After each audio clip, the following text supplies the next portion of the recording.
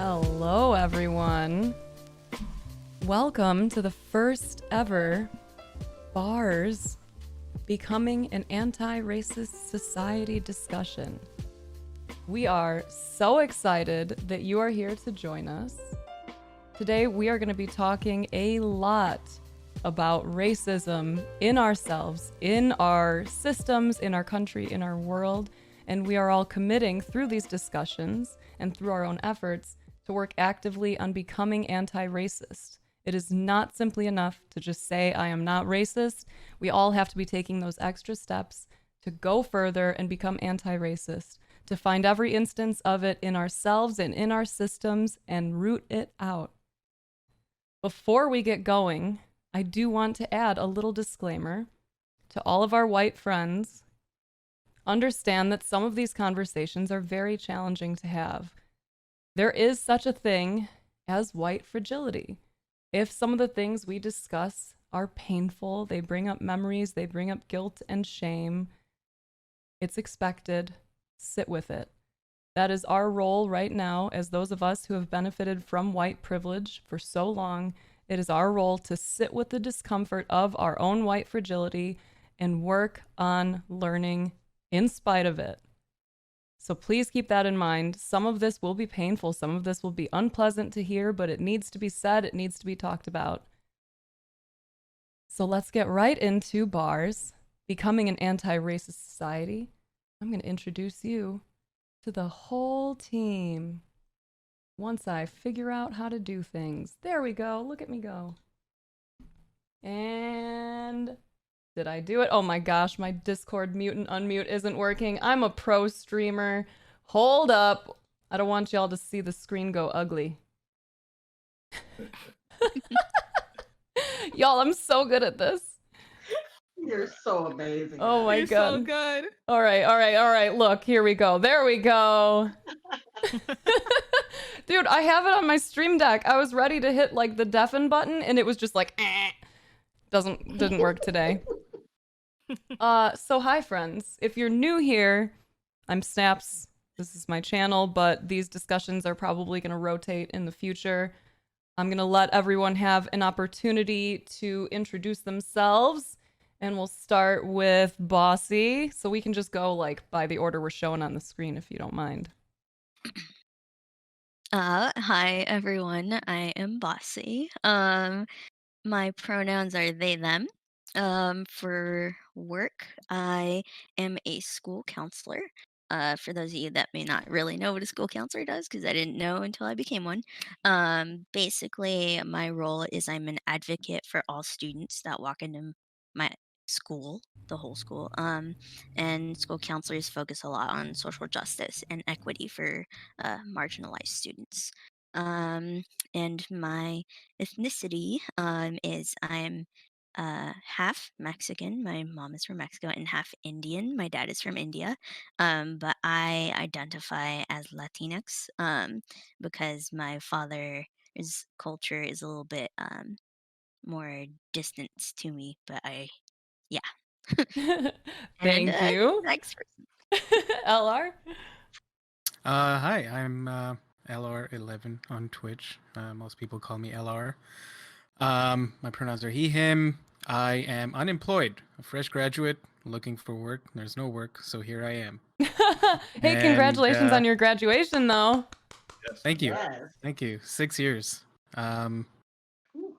6 years. Wow. What was the last thing? My ethnicity, right? I was born in India. I spent 17 years in the Middle East, and now I'm in Canada. The last 6 years or so in Vancouver, all the way on the West Coast. So got a lot of world traveling experience. Awesome. Thank you, MajinTaj. All right, y'all. I'm MajinTaj. My pronouns are whatever you want them to be, I guess. For work, I'm a professional bum, basically. Been streaming on Twitch for a long time, trying to pretend that I'm getting somewhere.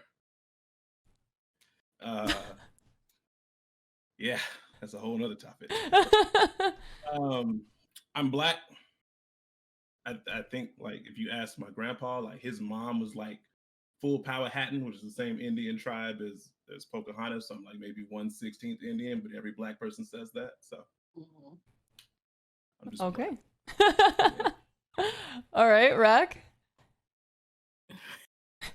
You went there. Yeah. You know you got a little Indian in you. Yeah, that's really funny because I was just thinking about that. I get that shit from my grandpa's side. Yeah. My name's Rek. My pronouns are she, her. I work corporate as a web developer, and I'm black as fuck. That's what's up. All right. So I'm Snaps. Like I said, a lot of you I think might know me because you're here on my channel right now. I use she, her pronouns, but honestly, I don't really care if you see how I'm labeled in Discord. That'll make a little more sense to you. I'm a professional streamer, which is questionable given the start to today's segment. And I'm of mixed race too. My biological dad is from Mexico, and my mom's side of the family is of German descent. So, yeah, that's my shit. Sunny. Hey, I am Sunny, formerly known as Ming. My pronouns are she, her, them, they, and sometimes daddy. I am a marketing professional by day, and by night, I am a small business owner. I make shirts and other cool stuff. My ethnicity is black. You know, people may say, hey, you're mixed with this. Nope, I'm black. I'm black. I'm black. I'm black. There we go. All right. So we wanted to start things off today, since this is our first one, kind of giving that general background. Wanted to make sure that we had a lot of different voices represented here in these discussions. And really, like, as I said when we started, this is predominantly for those of us who have been beneficiaries of white privilege and the systems that are so horrific that we're starting to kind of notice. So a lot of these conversations we're going to have are going to be very uncomfortable. I mentioned white fragility. It sucks to hear the ways in which we have been able to advance while others have been held back.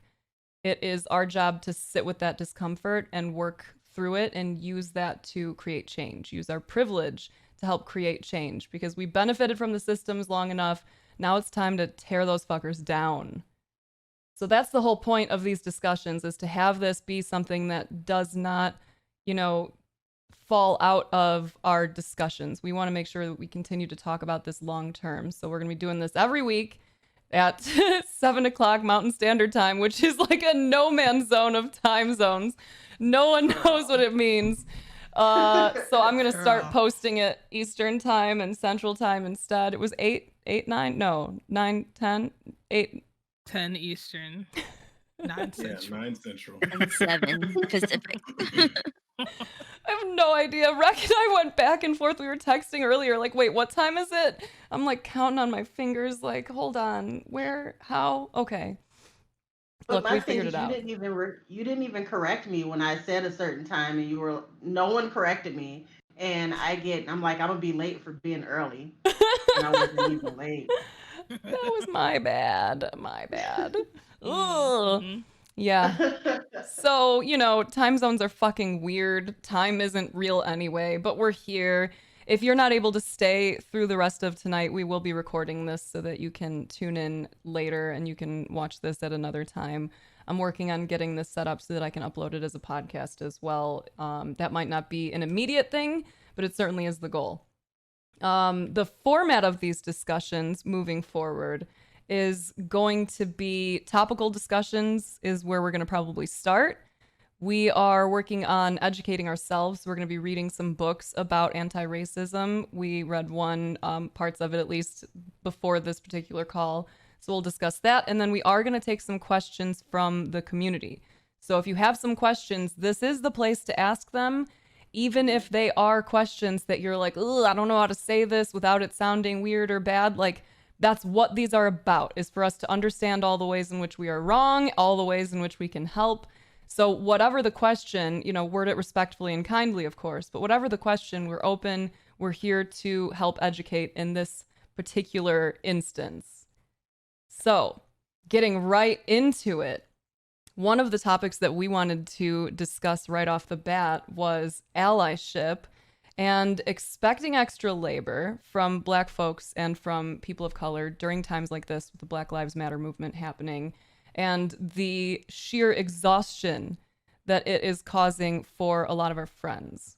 So, to that note, I'm very much interested in anyone's views or anything that you want to bring to the table with regards to that concept, allyship, and how we can do it better. I can start off. Yeah. I mean, May 25th was my daughter's birthday. So, we had cake and ice cream and I went to bed. The next morning I woke up and I was getting instant messages from people who I hadn't even spoken to in forever, like, hey, I heard what's going on. Mind you, I knew nothing yet. I heard what's going on. What can I do to help? What can I do to be better? And I'm like, what are you talking about? Just be you. You know. So then, that's all I said. And I closed out of the instant messages, like, hey, whatever. So then I found out what happened. And I started to get more and more questions from the same people. Like, what can I do to help? And I'm like, I mean, just don't be racist. And it's exhausting. Like, we're already dealing with the fact that we just basically watched a man lose his life on camera. And I'm like, bitch, why are you asking me? Go Google somewhere. I'm tired. Like, no, I don't have an answer for you. I can't tell you how to be white and not be shit to Black people.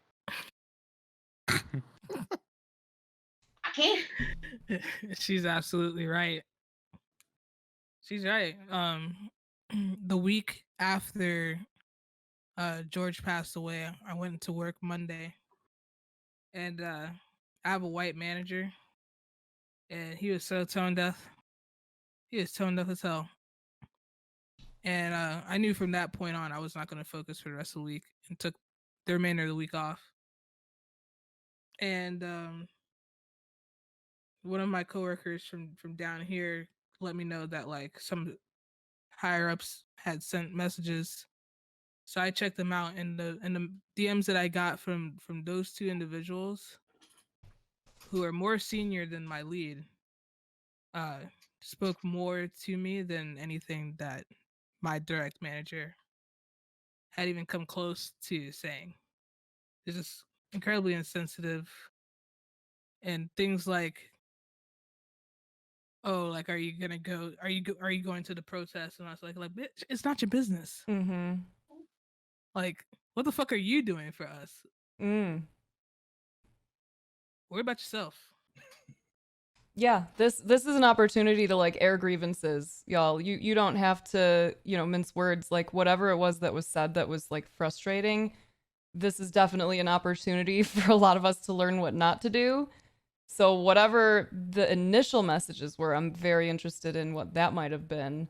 I know we talked about it like a little bit privately, but maybe there's something else that can be shared there. Spill the tea.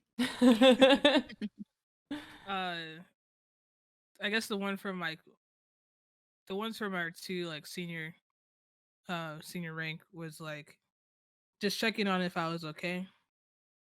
I think they had heard the next day that like I was out and some other folks were out for this. So, it might seem like the bare minimum to a certain level, but considering how we hadn't had any larger messaging from the company at whole yet, because corporate kind of had to like have the lawyers look over it and make sure, all the shit. Like, I get it. Mm-hmm. I don't care about the overarching corporate. I was worried about my department, the people I actually work with. So to actually get two messages from those folks that actually I could tell had compassion in it was good to see, even if it would be considered like the bare minimum. Mm-hmm. They actually went out of their way to do that when I don't I'm not their direct, like, that's not my direct report. Yeah. A direct report just totally fucking missed the ball, like, not even close. So From anyone else, did you all get those messages too, of all of the people reaching out asking you how to support better? There was yeah. there was a lot of messages, a lot of friends just asking, what, of course, like you said, what can we do to help? And it's a weird question, honestly, because I don't know what you can do to help, what you're capable of. Like Sunny said, just, I mean, first of all, don't be racist. That's a good place to start. Yeah. Let's start there. Yeah. And I mean, a lot of the people asking aren't, I get it. They're just trying to see, to make sure we're okay and trying to reach out. But, like this, like on a somewhat deeper level, like I don't know what you can do because I've never been on that side of it. I've never been, a white person in America. I've always been on this side of this issue. And I think, for me, I guess I kind of get it because, like Snaps, you said you're half Hispanic, and you too, Bossy. And a lot of if you know me, my kids are half Hispanic. The mother of my kids is she's Mexican, and so when all the things were going on with ICE and stuff, and that's not my fight. I don't know what it's like to have those specific issues. So I mean, I guess I don't know. I get it when people are like, what can we do to help? But what you got to figure that out on your own, especially if you feel like you're hurting the situation and not already, like, if you're already like kind of being racist, what I'm saying? Like, you got to learn to stop that on your own. No one can do that for you. Yeah. Yeah, I mean, like, the first thing is, like, at least you caught that you have some racist tendencies. So now it's just like, what are you gonna do to continue on that path of, like, getting that shit out? And that's where that concept of white fragility comes in, because, like, we've been seeing it play out in chat a lot lately as we continue to have discussions like this. We see people get very upset as they are confronted with their privilege, and as they start to see just the sheer fucking numbers of, like, the way that the system is structured and oppressing and the things that people are experiencing right now. Like, it's like a crash course in what your daily experience has been for your entire lives, and people are losing it. I should say, like, white people especially are really having a hard time with that. And, like, I don't imagine that it's fun to be on that side of it and then have all of these white people, I saw a Twitter thread talking about how someone tried to bring up, a black man tried to bring up racism at work, and he thought he had an ally, and he spoke to her about the situation that was happening, and she cried, and he wound up having to console his white boss by the end of the meeting because she was sobbing over all of the injustices. And then nothing changed. Everything wound up getting turned around on him. So, like, that's one of the things that I've been noticing a lot, is we, as, like, white people especially, need to not be laying our burdens on the people who have been systemically oppressed for all this time. Like, have you responded to a lot of those messages with just, like, figure it out on your own? Are there some that you're, like, not even gonna bother? Or are you actually, like, responding to each of the people that hits you up? So I actually did respond to each of the people that hit me up. And one thing that I've told a lot of people is share your privilege.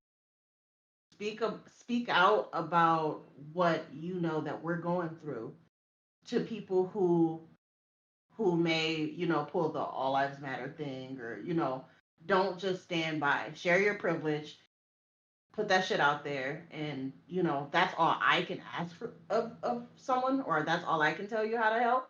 Other than that, you got to figure it out. Google, read a book. I'll probably be recommending the book that, that we're reading. Yeah, I replied to everybody. There got to a point, like, towards the end, where I just started getting kind of short with folks because I was, obvious reasons. But, like, it was like stuff that was just like you look at it and it's just like, how the fuck did you not know this was racist? The stuff, like the stuff that you're at, like the stuff that you're talking to me and how you're talking to me, like even with things of being like out of the country, as far as like, and I'm not even really out of the country because look, person was just north of us, like their proximity to the U.S. should have known that like you can't say colored, Yeah. like don't come to me with that. Crack open the book, God, please Google, Yeah. please. For real. That part still surprises me the most is the amount of times that we have to respond to stuff in chat with like, you have Google, right? You know how that works? You remember that recipe you looked up? You can do the same thing with this. You have all of the internet at your fingertips. How are we still doing this? Now, Bossy, I'm interested. Oh, yeah, LR. Sorry, I just wanted to say that to me, especially those with privilege in the States, to me, this has seemed like people finally being like shaken awake and like it's not just you that you have to think about. Yeah. Especially those with privilege. Like there's other people that matter and the things that you do kind of matter and affect them. But then it shouldn't be up to like those people to teach you. Yes. Like nobody's sitting in class doing your assignments for you. Like, you know, you're the one who has to carry yourself through. So why should somebody else teach you why what you're saying is bad? There's a, like, if you're coming to, it's a lot of it is hard to articulate. And I can only imagine how much harder it is for Black people to articulate what they're kind of feeling and how to like educate people. But even for me, it's like, I've been around the, like, I'm, you know, I've been around multicultural schools and like I'm an international student. So I have people from all, like friends from all over the place. And so it's kind of like me learning and picking these things up as we go, and why this doesn't make you happy when somebody says that to you, why this doesn't make you happy when somebody does that to you.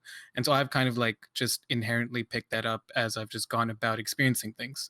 But then there are people who are so isolated in, you know, the bumfuck middle of nowhere in the middle of the States that don't have those experiences. So to some extent I can understand why they might use that language. But then also, if now these things are being revealed to you as issues, it's not hard to just like Bing, Google, whatever you want to use. Even if you want to use Internet Edge, like I don't know why you would, I but can't believe like you just throw Bing out there too. like use something. Like these are people who probably never get off their Xboxes, and Bing's right there. You can probably just type it out on your gamepad, like using your controllers. Like you can do something. Yeah.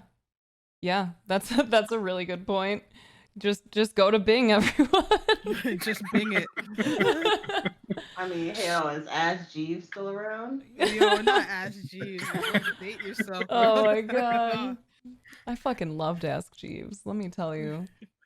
So I wanted to ask Bossy, being that you work with kids and like I know that conversations like this are ones that you have regularly. When it comes to the kids that you work with, how do you breach this topic with them? Breach racism in general? Yeah, and like even allyship, like the idea of kind of what we're talking about, like is there something that like someone like you who's making sure that these are conversations that are being had early, is there something like this that you tend to have a conversation with the students about, especially the ones that are not currently dealing with the issues but are benefiting from the privilege? And if so, is there any of that you could recommend for some of the parents in here who have to have some tough conversations with their kids for the first time, unlike a lot of Black parents? For sure. There was actually this great thread that was on Twitter thinking about recommendations for parents. That I retweeted about authors, a bunch of different authors that were people of color that wrote books on how to address racism with your children. I went through the list and I definitely recommend the books in there. But in regards to speaking with students, we here, doggo. I heard it Uh, too. yeah. we when we start talking about race, we as school counselors make sure that privilege is kind of like a key thing that we touch on, because you can't really understand racism without understanding privilege, right? Because that's the whole basis of racism is privilege. And so we try to, because I am currently an educator in Oregon. Oregon is very white. Um, I was born in California, but moving here, I had a little bit of a culture shock with how white it is here. Um, and but it's really cool to see the work that is being done in teaching the white students about privilege and being able to still provide support for our students of color. Um, and something that I kind of going back to where we were first starting the conversation about, allyship. We also teach the students that about educating themselves. We give them books, obviously. I work with middle school, so for me, they're a little bit more ready to have that conversation. Not ready, because that's an incorrect word. Because it's all children at all ages are ready. I think people really downplay how smart kids are and how quickly they catch on to race and racism. From like Jane Elliott says, before we're even out of the womb, like because of the systematic things, we are already having racism or race pushed upon us. So, um, for my middle schoolers, they just have a bigger vernacular, I guess. They can put some concepts more into words. So we are sure to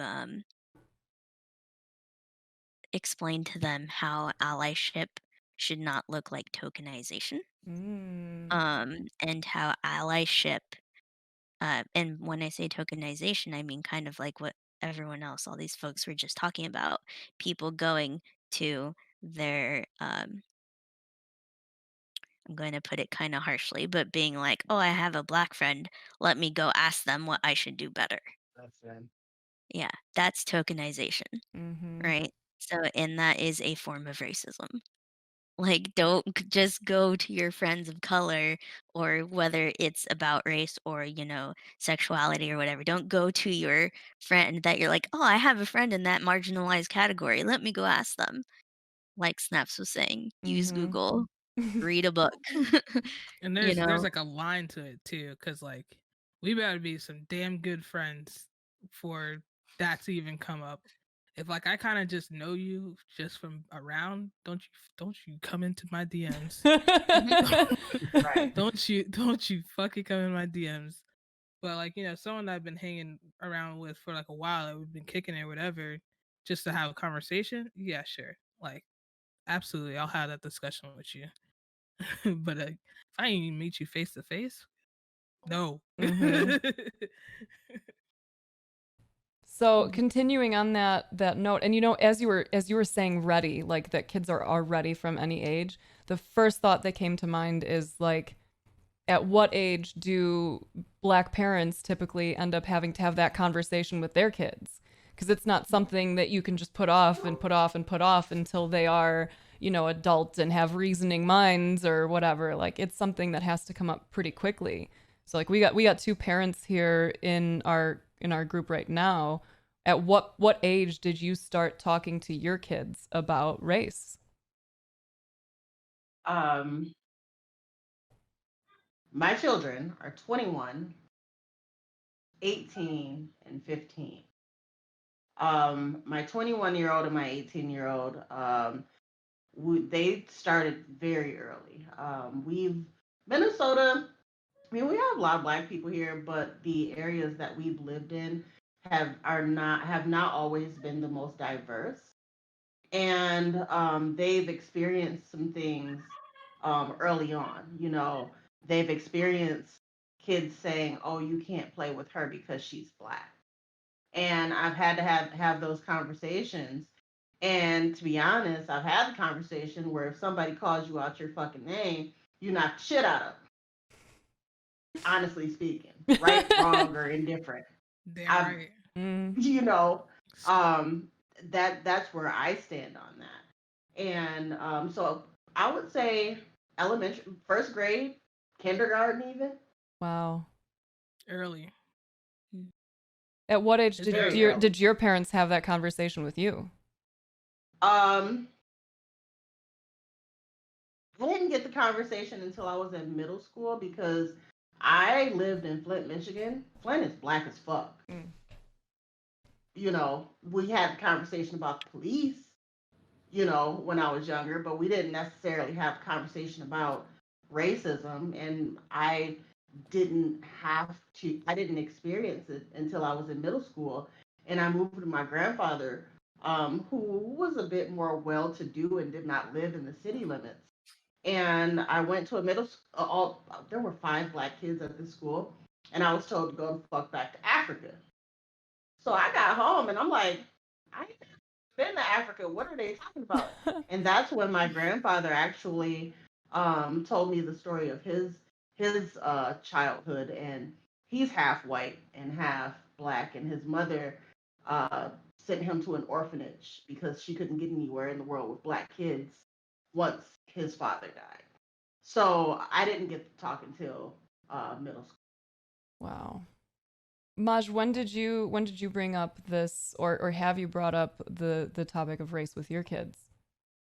Yeah, first of all, sorry about all that. Don't worry about it. Daughter's playing with the doorbell and causing the dog to go off. So I have a 7-year-old son who's just getting over first grade. He'll be going to second grade, and then my daughter is 3. She's not in school yet, but my son, I kind of had to talk to him about it this year. Black History Month in school is, they bring up everything and they do all these arts and crafts, and they tell them a little bit about Martin Luther King and the Mm-hmm. civil rights movement and stuff. And so I picked him up from school one day, like always, and he's telling me about it, and he's kind of asking, why didn't they like them and stuff like that. So I had to kind of break it down to him, and I just kind of told him straight up. I didn't know how else to tell him, but I just kind of told him what happened and how it was back then. And I let him know that my parents, his grandparents, were alive before Martin Luther King died, so they grew up in all that, and it wasn't that long ago. So How did that 7 years. conversation go? I mean, he's a kid, he's 7, so he's just like, okay. And then we went on talking about something else, but of course he doesn't fully grasp it, but I feel like when he asked me, he was a little concerned, and they get it, kind of like what Boss was saying, but at that age they don't understand the gravity of it. But I feel like he can tell that there was at least something wrong. Granted, here, I live in San Antonio, Texas, which is majority Hispanic. I think like 62% Hispanic population or something like that. So it's a good mix, and generally we don't have to deal with too much racism here. Not saying that Hispanics aren't racist towards Black people, but it's usually a good mix. So growing up, I didn't have to deal with too much of that from like my peers, I guess I would say. Mm-hmm. And hopefully he doesn't either. So Yeah, hopefully. When did, or if it did happen, did your parents have a conversation with you, and how old were you when that came up? I don't remember if it ever happened. Okay. I think it was just more. I don't think we ever had like a talk. I think it was just more, passive. Say my mic's a little low. I don't know if you could turn it up on your end or something. Yeah, I can. But just if you're going out to a party like in middle school, don't do this, and make sure you do this, or if you get you're around the cops. It was never just like a sit down conversation. It was just this might happen. Here's kind of what you need to do. Hold on, I'm gonna switch scenes for just a second so that I can adjust your volume, because it's gonna look all ridiculous if I try to do it here. All right, say Try to another. turn my mic up a little bit, but I think I got you. do I sound better?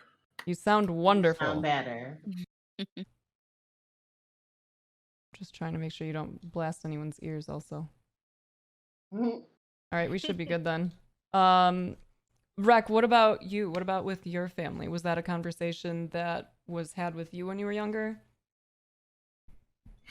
I think a lot of stuff was implied or passive, like Taj was saying. Mhm. There was only like one that I really like remember or stand out. Was like my mom worked for corporate for years, So she kind of like mentioned some like code switching, Mm. like basically just like how I talk to my friends is not how I can talk to white people Right. or anybody in any form of authority, or basically face the consequences. But the rest What of type that of stuff, consequences was that like just elaborated like on? no, but I mean like I got the gist. Is like, you know, you kind of get seen as like ignorant or stupid if you don't like finish your sentences a certain way or use too much slang, this, that, and the other. Or like you don't want to be seen like that. You want to be seen as you're educated. So that type of thought process from her, probably. Mm. And I put it on Twitter. I don't know if y'all saw that, follow me, but since we're talking about being a parent, uh, it never ends, as I'm realizing recently, because my dad, he said it to us May 19th, to me and my older brother, and that was about 6 days before George Floyd died. I think he died on the 25th.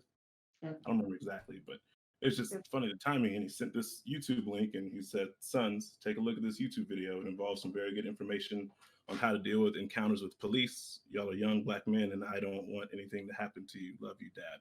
And it's just like, I'm 30. I'll be 32 this year. My older brother's 36. He just turned 36, and my dad still feels the need to send stuff out like that before the big things happened and started everything that's going on. So Yeah, wow. I'm interested too, LR and Bossy. Did your parents have conversations with y'all about race growing up?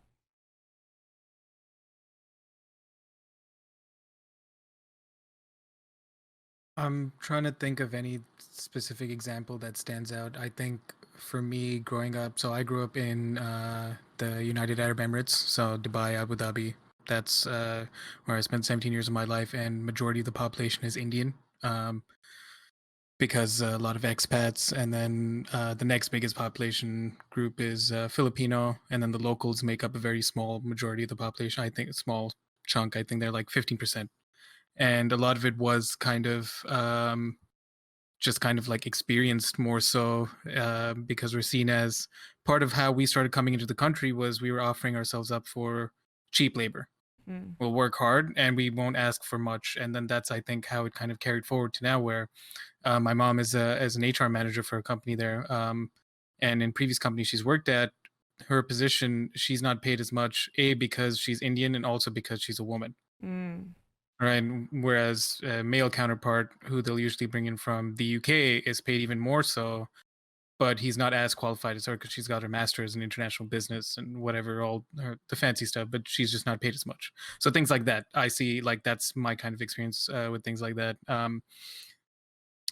Two examples that one example that stands out, and this is going to be where my where I flex a little bit, my privilege stands out. But when I was maybe 15 or 16, my dad got a promotion, and he's like, "All right, time to buy a new car." And so we went out. I think we went to it was like a BMW showroom. We didn't get anybody to come and talk to us while we were sitting there for about an hour because my dad didn't. My dad was wearing. It was the middle of summer, and weather up there goes up to 120 in the summer. Like it gets pretty hot. So he's wearing shorts and a polo shirt. We were sitting there for about an hour, 45 minutes, and finally we just leave because nobody came up to us because we didn't seem rich enough or like we shouldn't have been there. Right, because it's usually either the white people or the Arabs who have the money who are going to go in there and buy the cars and things like that. So those are kind of my experience, very like more subtle and more like in passing, more so than anything else. And I guess for the longest time, especially since I came out here to Vancouver, and Vancouver has been mixed for the longest time from everything I've read and from everything a lot of my white friends have told me, like they've just grown up where sitting the bus, it's, Asians, brown people, black people, like it's just, this is how it's been for like the last 50, 60 years, at least for the good majority of the population. So already moving across the world, I'd already gotten like some sort of like thick skin. So if anybody said anything to me or tried to do anything to me, I haven't noticed over here at least, but it does exist specifically towards black people here. Yeah. Yeah, that's been interesting to see all of the people outside of the US trying to pretend racism isn't a thing in their countries. And then everyone stands up and they're like, actually, you're fucking wrong. It is everywhere. Get a grip. So your parents didn't Yeah. have any specific conversations with you, like, here's something to be aware of. Bossy, did yours? Did. Um, because I know I'm really pale right now. I live in Oregon, like I said earlier. I am normally a lot darker, but we're still in like winter. It's still raining here today. So I haven't gotten my normal color back yet. Um, but I'm typically darker, um, and look very Mexican, normally. And growing up, my family, both my parents are immigrants. Um, and we grew up in poverty, or I grew up in poverty. Um, and then my mom and dad gained a foothold.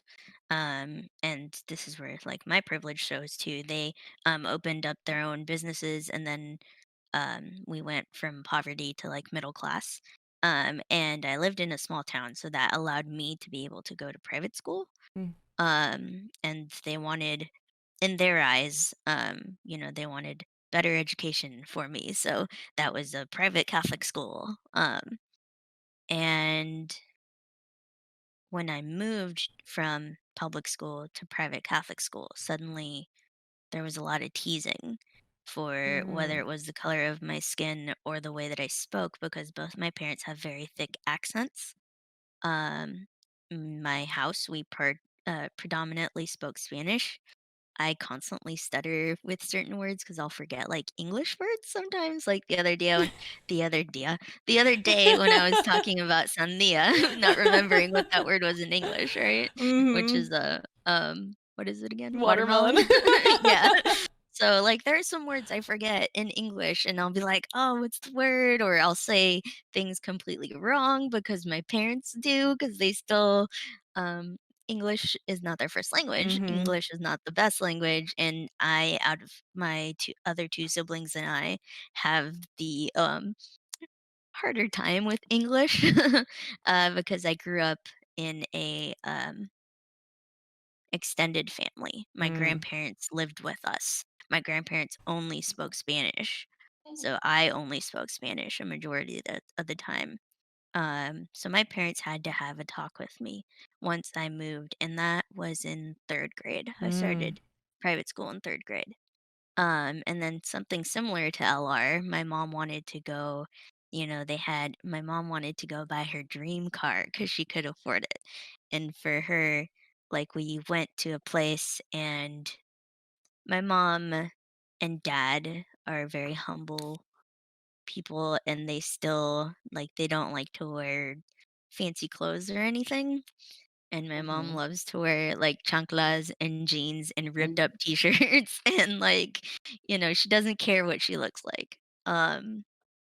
And she tried to go buy her dream car, and these people were giving us dirty looks like if we were trying to steal a car or something from Mm. the lot right in front of their faces.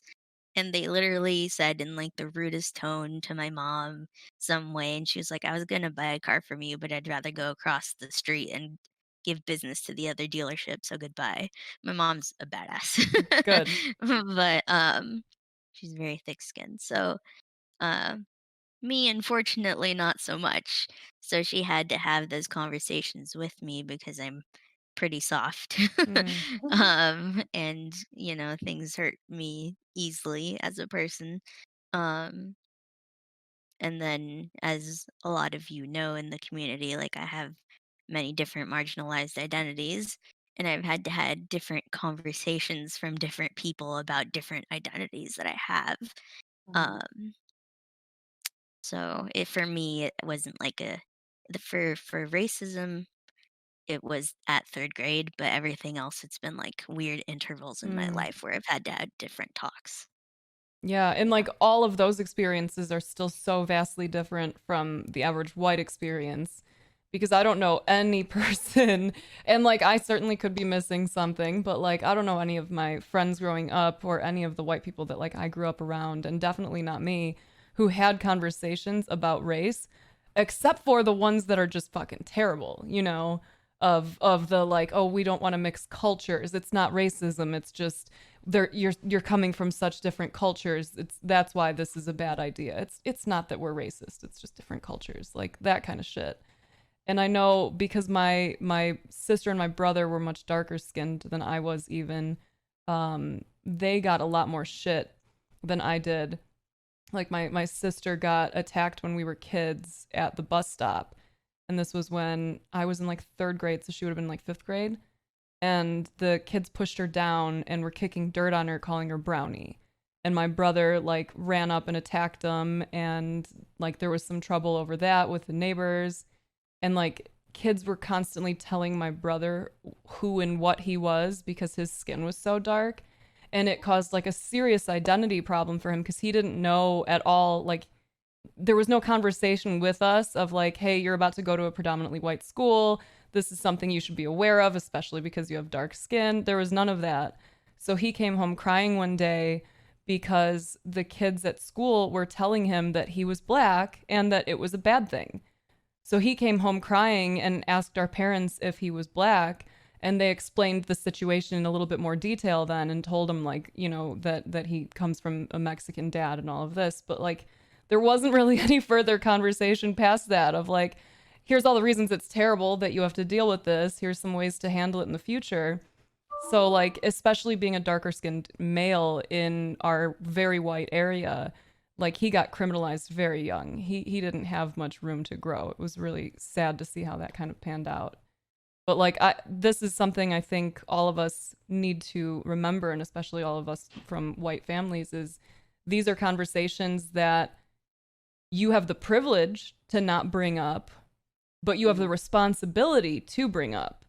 This is part of that anti-racism work, is knowing, yeah, this is gonna suck, having to talk to your kids and tell them the way the world treats black and brown people, but it's a very necessary conversation. And then going past that and even saying, here are some of the things that I was raised with, here are some of the things that I've noticed, here's some of the things that we're not gonna let go forward.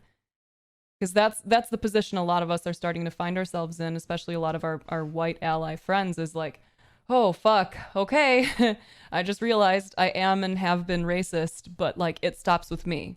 This isn't going to be something that I even subconsciously pass forward to my kids. Like I want to find every little bit of it and drag it out, like get rid of it. Mm-hmm. So I appreciate all of the perspectives on that. Yeah, go ahead, Eller.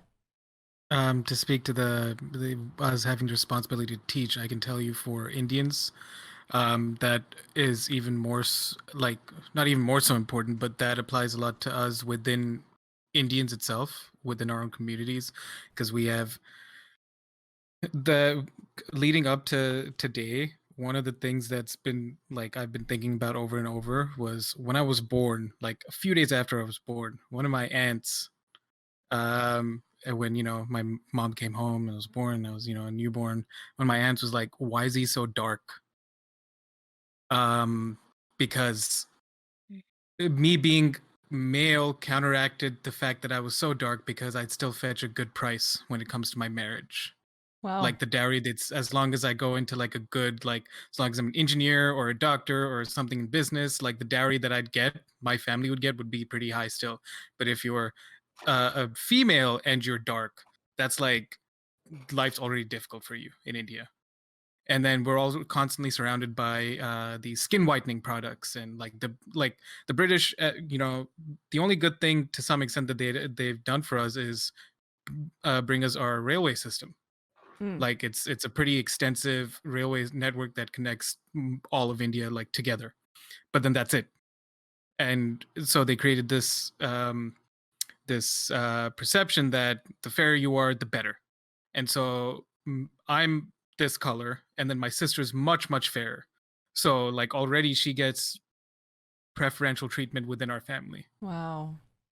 Not only because she's younger, but she's fairer than everybody else. And so I overhear sometimes, long ago, things have changed a little bit now within the family itself as well. But like when it comes to her marriage, like the amount they'd have to pay. Wow. Because she's fair. That's crazy. So like, I think that's something that I don't connect a lot with my roots as an Indian, but there's some things that still need to be addressed moving forward within the Indian community itself as well, even those who are outside of India, because a lot of this still kind of like propagates and festers. Because I'm seeing this happen with my cousins who live in Jersey and my cousin who lives in San Jose. It's as if they never left, and it's as if they just hold on to like those ideas and refuse to adapt as well to the new country or to wherever they are. Like, so it's, yeah, Man. we have to carry Yeah, forward that education within ourselves as well. I was gonna say that colorism is a big thing in the Black community too. Yeah. That's a huge problem. Mexican community too. Like Yeah. all the soap opera, the novela stars are all very fair. Mm-hmm. Man, it's Speaking wild. of, oh, No, you sorry. go. No, speaking of colorism, I'll just kind of mention our the bars when we were coming up with the logo. Um, it speaks to a lot just because we have to advocate, like, hey, we need to have everyone represented, and even yet still, you know, you still may miss the mark because there's those preferences. Mm-hmm. You know, I may not have white privilege, but I will say that, being of a fairer skin, that there are some privileges that are given to me just because I'm halfway, lighter. It's stupid. It's so stupid. It really is. My little sister was just going off about that the other day. We were just like having a random FaceTime call and she just started like getting really worked up over it and how dumb it is. I'm like, yeah, it really is. It's pervasive. It's in all of our cultures. And like I think being at the palest one of my siblings that are all half Mexican, Hmm. I think that afforded me a lot of privilege with my family, with my own family. Like LR is talking about the way that his sister is treated. I Yep. was thinking about it earlier today. I remember all the jokes between my family and stuff calling me the good one. And then I started thinking about it and I was like, wait a minute, but I really wasn't. Like, my older sister was the good one. I got arrested when I was 15. Like, I got in all kinds of trouble. Most of the trouble my brother got into, I was right there with him. But, like, because I was getting fairer and fairer skinned as I got older, there was this constant conversation between my family of, like, no, she's not really Mexican. And I feel like I got treated more favorably as a result. I was, like, the good kid, even though I fucking wasn't. Like, I Yep. barely went to school. I snuck out of my room all the time. I got in trouble for drugs and drinking and all kinds of shit. But somehow I was the good one? How the fuck does that make sense? It's so prevalent. It makes sense to them. Yeah, exactly. Gonna Man. interject real quick, just because I see chat, some people might be confused about what colorism is. Um, so colorism, I looked it up, is defined as the prejudice, attitudes, and or discriminatory acts against people based on the color, specifically shade or tone of their skin. So there can be, or it's predominantly seen within a race, right? Like how we were talking about how, um, sorry, how like someone who is black can have privilege because they are fair, or someone who is Mexican is seen as more beautiful because they have fairer skin. So basically, colorism is like the closer to white you are, the prettier or better or whatever you are. Mm-hmm. And And as that's far as bullshit. being black, you can look at the history. If you do your research and you want to know Mhm. where it stems from. In the slave days, if you were lighter skinned, you were typically working in or closer to the house, so you got preferential treatment there. And then even after slavery, or the Jim Crow civil rights days, they had the whole brown paper bag thing. If your skin was lighter than a brown paper bag, then you weren't necessarily seen as black, and you could maybe do more things, and so on and so forth. And when that goes on for generations and centuries, it kind of gets ingrained into society and the mentality of the people being oppressed. And here we are in 2020 still dealing with it. I have never heard of the brown paper bag thing. I saw Yeah. LR was shaking his head. Yeah. Holy fuck. That's disgusting. It's crazy to me, like and I'm not a great example of it because I barely went to school. Like I started ditching really young, but even a lot of people I know, I feel like all of my friends, all of my black friends know so much more about history across the board than like any of my white friends. And like this is shit. I don't remember ever being taught any of this stuff. Even like Jim Crow, learning about that was stuff that came up after I started streaming on Twitch. Like I was still that ignorant up until 5 years ago, where like I heard that and I didn't know what it meant. It was just like, oh, I'll look into that one day and then just keep going. Like it never crossed my path. It was not something that I dealt with or learned anything about. And that brown paper bag, like, Bossy, did you know about that? No, I didn't. Did you, Sonny and Rec? Oh, absolutely. Yeah. Kind I of was just fucked up. I was just gonna Oh, say absolutely. that the large amount of my Black history was learned from like my family, not from Yep. school. For Wow. sure. Yep. Like Well, the odds of someone's school teaching them any of this, even during February, is very low. Yep. Wow. And that's I don't understand that about, you know, coming from the other side of the world. We hear about the States and Canada is like these are great places. These are like clean, progressive, they're amazing. You can go there, you can get a good life, you can start over. And then coming here and it's like, why are you only learning about Black history and during Black History Month? And Like I even can then, understand people are getting celebrating pissed off about it. like I can understand celebrating Black history or Black artists or celebrating Black people during month, but then why are we just learning about something that's so foundational to your country's like it makes no sense why there's a month dedicated to that and it's barely learned and people are getting upset about that. It's Mm-hmm. almost Don't as if they don't want to face their shame. Almost. don't forget they also gave us the shortest month. Oh I God. didn't even think about okay, yes, that too. it's almost like all our textbooks are written by old white men. Huh. Oh, their Well, textbooks yeah. are whitewashed as shit, especially Yeah, the I history mean, book. As an Mhm. educator, this is something that really pisses me off the most is that we don't give students the right context for Yep. our nation, right? Yep. And like even um obviously I'm not black, but like I know some history, some Mexican history better than what the textbooks taught me because of my grandpa and learning about like Mexican Independence Day from him instead of our textbooks and stupid Cinco de Mayo pisses me off every single year. I can't stand it. Um I can't. I'll try not to go into a rant about that, but like learning from my grandfather and then learning that he's even like a descendant of someone that was from Mexican history. Like that's so cool to me. And it just makes me upset that people don't actually take, and by people I mean the people writing these textbooks don't actually put this in the proper light. Yes, No. and it's all because of white fragility. Yeah. Just I small spoke on it Yeah. for like a second before we jumped into this. If there was anything, I don't know if you were able to hear it at all, Bossy, but if there's anything that you want to share about white fragility to further drive that point home, feel free. Sure.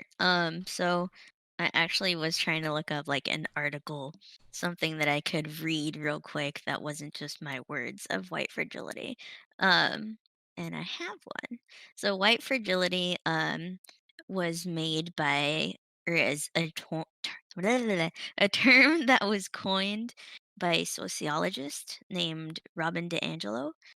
She's actually the person that wrote the white fragility book. Mm. Um, so if you haven't heard of that book, I recommend you looking that book up. And this little small paragraph kind of is what I like because it gives concrete evidence, which is what most people look for, but it says, what does white fragility look like? White fragility might look like crying rather than engaging with the discussion about racism, tone policing how a person of color should frame their experience, or avoiding the topic altogether because it makes the white person experience discomfort. Mm. Listen, Yeah, Rec I will tell, love that.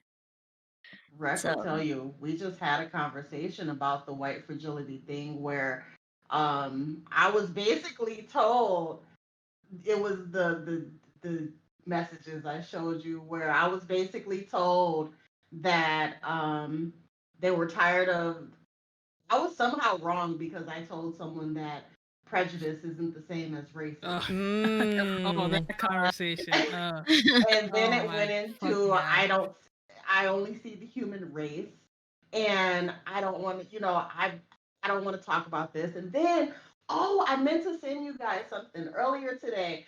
Someone was like, we get it. We've had enough of this Black Lives Matter shit. We You can't shove it down our mouths.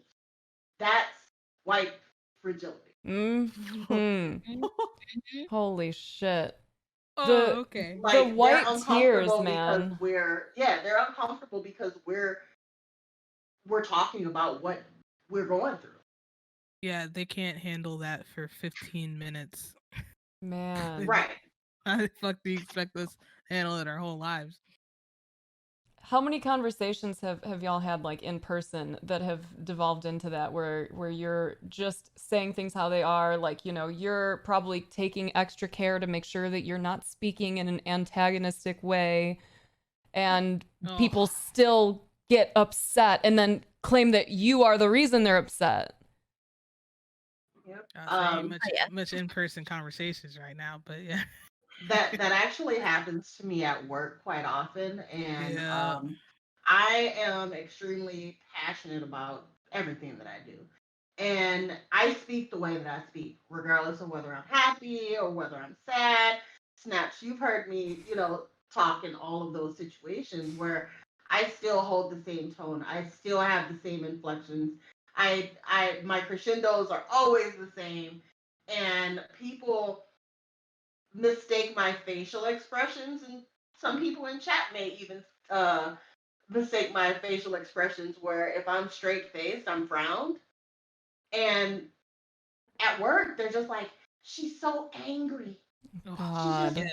she's just The always angry so angry. Why is she so the defensive? angry corporate black woman. Oh my god, dude. I am the angry corporate Fucking black woman. They I tell hate on it. me so much. God, Like, yeah, they talk so much fucking shit, dude. Can't do anything. yeah. My boss gets an email about me at least once a week right now because I send messages where I'm like, we don't have to, and I'll tell them we don't have to have a meeting about that. Oh, she's angry and she's upset because yeah. And honestly, if it was one of my white coworkers whose their voice is like, oh, we may not have to have a meeting about that. You know, everything is good to go. They're Mm-hmm. not angry. I was I'm angry. afforded the I'm privilege happy. of being very vocal at my last corporate job, and no one ever told me I needed to like tone my shit down. And that was a Gee, I wonder conversation we why. had a lot. Like, yeah, exactly. Because the glare off of my skin was blinding them, and they were like, I can't, I gotta get out of here. Oh, be gone, be gone. Do you Yeah, I mean, find like, that happens a lot too still at work? I pick up on like my coworkers, not the ones down here, because we're like the remote office here in Florida. Headquarters is in New York. But I can tell from headquarters that like the folks don't really want to have a conversation with me. So I kind of just like, all right, let them be over there, and I kind of just fuck with the folks that actually fuck with me. But everyone else, I'm just like, I'm not gonna go out of my way to talk to you because you're treating me like I'm just gonna pop off at any moment. And sometimes I do pop off at work because you're being fucking stupid. And you deserve that right to be able to pop off when someone's being stupid without it being suddenly like more indication that this is like a black issue. That's the Right. thing, is like every one of you suddenly have to be the representatives of all black people. Yep. Yeah, and it's definitely difficult because as far as like my own like technical department, there's only 2 black people, Yep. and like I'm also black and female developer, so being in STEM is already difficult as it is. I don't need them to make it harder. Mm-hmm. My other coworker does like testing and stuff, but like that field's still very technical. Mhm. And then we have someone who's recently hired that's on like the UX side. So that's 3 of us on a team of like 30. Jeez. Yeah. And of course, you're The being like only- scrutinized even more. Yep. Yeah, scrutinize even more. It's like it's too much to deal with. So like I said, I'll just fuck with folks that will fuck with me. And that's it. Like I let it be easy. I try not to talk to anyone else because it's not worth my time. I got a job to do. Mm-hmm. And if you're gonna make it harder, then I'm gonna call you out on your shit. And I know that digs the hole deeper, but I don't give a fuck. Fuck you. Yeah. Yeah. I'm the only black person in marketing. Mm. There's 4 of us. Well, no, there's 3 of us. My brother quit and went and worked for the state. But there's 3 black people in my company. My husband works for the company as well, but he's in a whole nother division. So in the company I work for, there's 3 black people. We just recently got another piece of diverse leadership, and he's Indian. I absolutely adore him because he told me diplomacy is not his strongest suit, and say what the fuck I want to say. And if people have a problem with it, they can come see him. And they come see him every week, and he tells them, and he's like, "Do what you're doing." Oh, that's so great that you at least Awesome. have someone there that can support you like that. An Before actual I was ally. Mm-hmm. before I was Seriously. actually being pulled to the side in meetings and snaps, I think I told you about this, where I got pulled into a meeting because I was told, and this is a great segue into one of our next topics. I was told that people are watching, and my facial expressions are not always the most friendly, Wow. and that I wear my emotions on my face, and that I need to mind my facial expressions. Oh god, Because yeah. they would hate to see me not get somewhere because of because of that. And I'm like, okay. I mean, if you don't get somewhere because of your facial expressions and the problem's not with you, but then that's what we think here. It's hard Yeah. to. Like, how many white girls do you know that are very excited to talk about their resting bitch face? You know, like that's not gonna stop them from moving forward in a career. No one's gonna pull them aside and be like, "You need to work on that." All right, Mhm. Brandy Lynn, you gotta cut that shit out. Brandy Lynn. Karen. Oh my god. Yeah, do you want to lead us right into our next talking point then, Sunny? Tokenism. Yeah, we touched on it just a little bit, but this is Little bit. definitely a good opportunity for some very like specific examples in your lives of things that have come up like that where it's just like, are you fucking kidding me? Yeah. My brother and I, being the only black people in our department, when I was in that department and he was actually still for the company, every time there was a question, like Black History Month rolls around, what do you think we should do? Oh my god. Or if, they speak about diversity, they literally call me up to the conference room, like, this is our black employee. Like, fuck y'all. I'm not coming up there. Mm-hmm. That's a conversation that Rec and I have had a lot too about how, and that leads into another conversation we're gonna have in a little bit, but how like a lot of the invites that y'all get are for diversity things.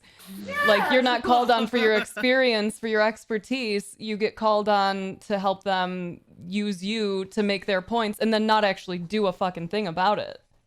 Absolutely. Yeah, like especially when convention time rolls around, like it's always like such and such is on the diversity and inclusion panel when they've been reporting games for like decades.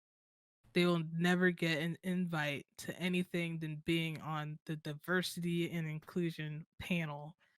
And the same thing in the LGBTQ community, the same thing that they'll never get out of the same type of panel. Yep. And it's like, bro.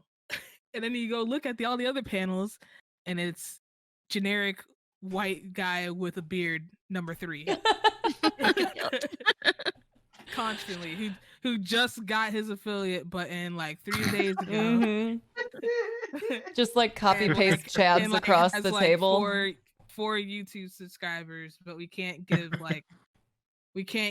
the brother over here who's been busting his ass for years his chance. Like, Mhm. it makes no fucking sense. Yeah, it's been happening to me right now.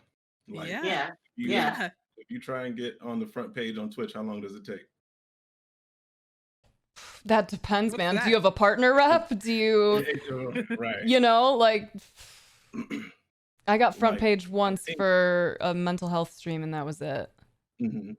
I think 3 days ago, I thought I was being viewbotted because I have like 50 viewers typically, jumped up to like 600 and 400. I'm like, what the fuck is Oh, going they on? just like straight pushed you there?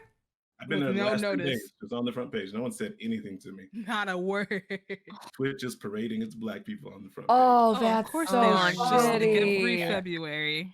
Yeah. Every February. and every Pride Month and Yep, every that's Hispanic true. Heritage Month. Let me go look at front page right now. and That's see some what's- bullshit.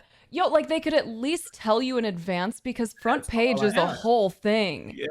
But Like they're you gonna should fucking be music, able I'm to cussing, opt I'm out. saying nigga Yeah, outside. Yeah. instead of dropping bombs and you're like, yo, on the front page of Twitch, no warning. Data Dave's on the front page. Yeah. Yeah. Yeah. They've definitely been putting a Fun lot of black stuff, folks too, on yeah. the front page since all of this. Like A the lot did of notice people been that. putting. A lot of ones people who been should have putting been on the black front page by now. A lot of people putting black folks on their front page because of this. Wow. Yeah. Like, Twitch. MajinTaj, how many people have reached out to you since this has happened? You know, for like opportunities. for opportunities Uh, versus them reaching out Honestly, previously. for me, none. At least that Okay. I know of. But I know, like, been talking to Mira and Cheese and all Mhm. the other ones. They said they've gotten a ton and stuff, and it's weird because like now, and it's happening all over the world. Now NFL is even saying, "Oh, we were wrong," and Yep. everyone now wants to be on this side because they see all the backlash and all the protests and stuff. And, Mhm. it's coming all the way down, even with these gaming companies. Like, oh shit, everyone. Maybe if we get some black people, we won't be seen as a not shit company or something. Yep. Mhm. But I mean, hey, take And then advantage when of they do get Mhm. black people, they get a black male. Yeah. Yeah. you're not wrong. Like, really? I'd love to see my brother Really? shine, but we need a chance to.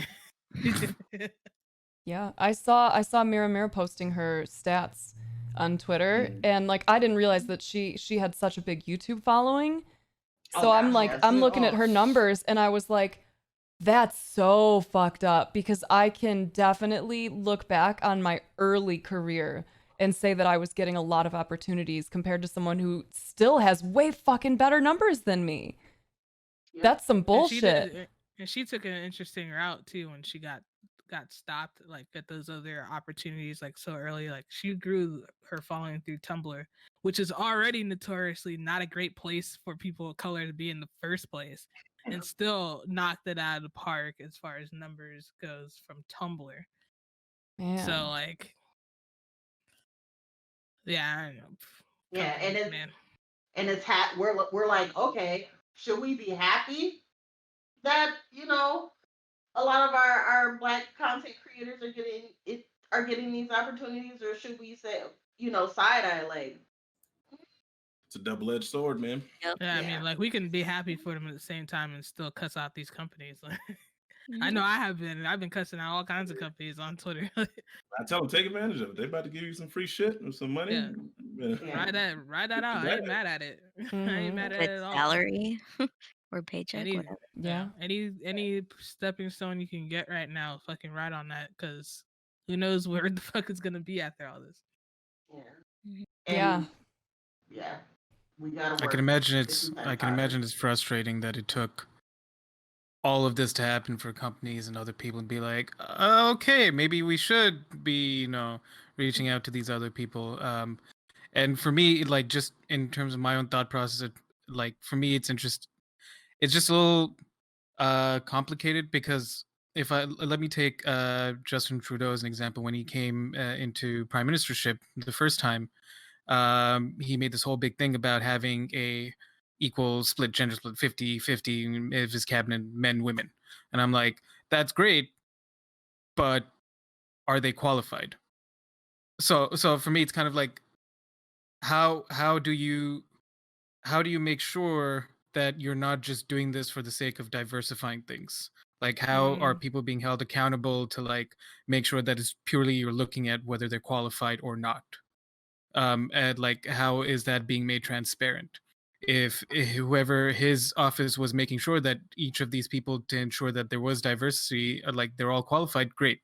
But then how do so when it comes down to gaming, like, or like anything, if you're bringing in these people, are they qualified? If you're bringing these people, are it's just because they're gonna be an addition to what you're trying to do, or is it because you're bringing them just like, well, yes, we have Black creators, we have Indian like, it's hard to, at this point as well, especially with everything going on right now. It's like, is this are we just the token diversity groups, or do they actually want us here?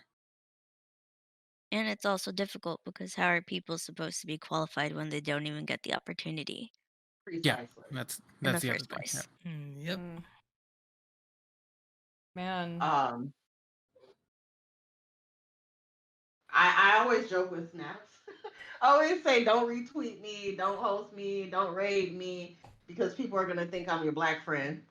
But with that being said, I talk to Snaps about a lot, and Snaps knows about situations where, like LR was saying, you don't get the opportunity, where there's certain requirements that companies have where they say, hey, if you meet these requirements, and then you meet those requirements and you apply for, whatever partnership or whatever, and you never get a response.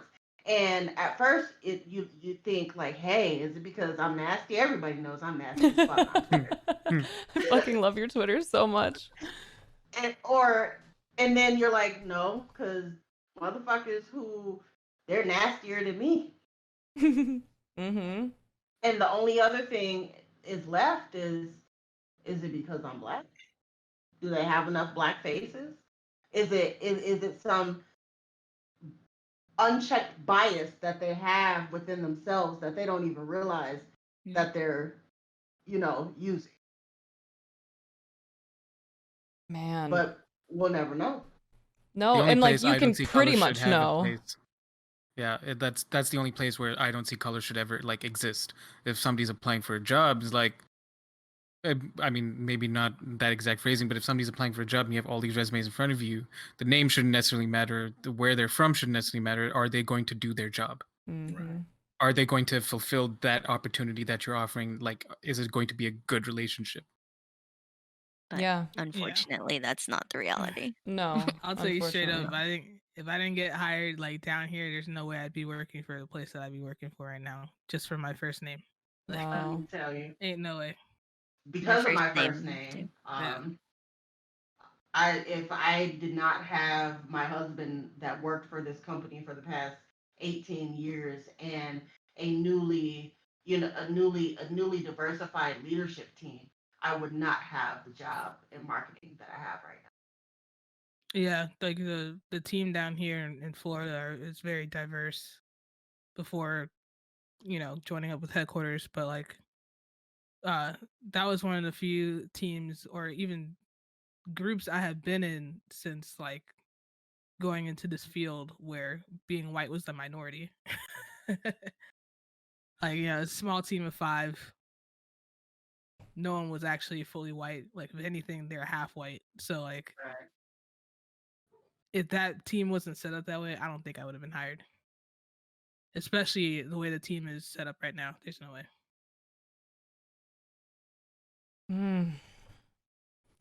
this leads us into the next thing on there, I think, relatively well, because I think they really do tie hand in hand, the idea of tokenization. And, this is all under the umbrella discussion topic of allyship, right? Like what to do, what not to do. We're talking about all the companies, and I saw some conversations going on in chat about that too. There has been a lot of performative allyship happening.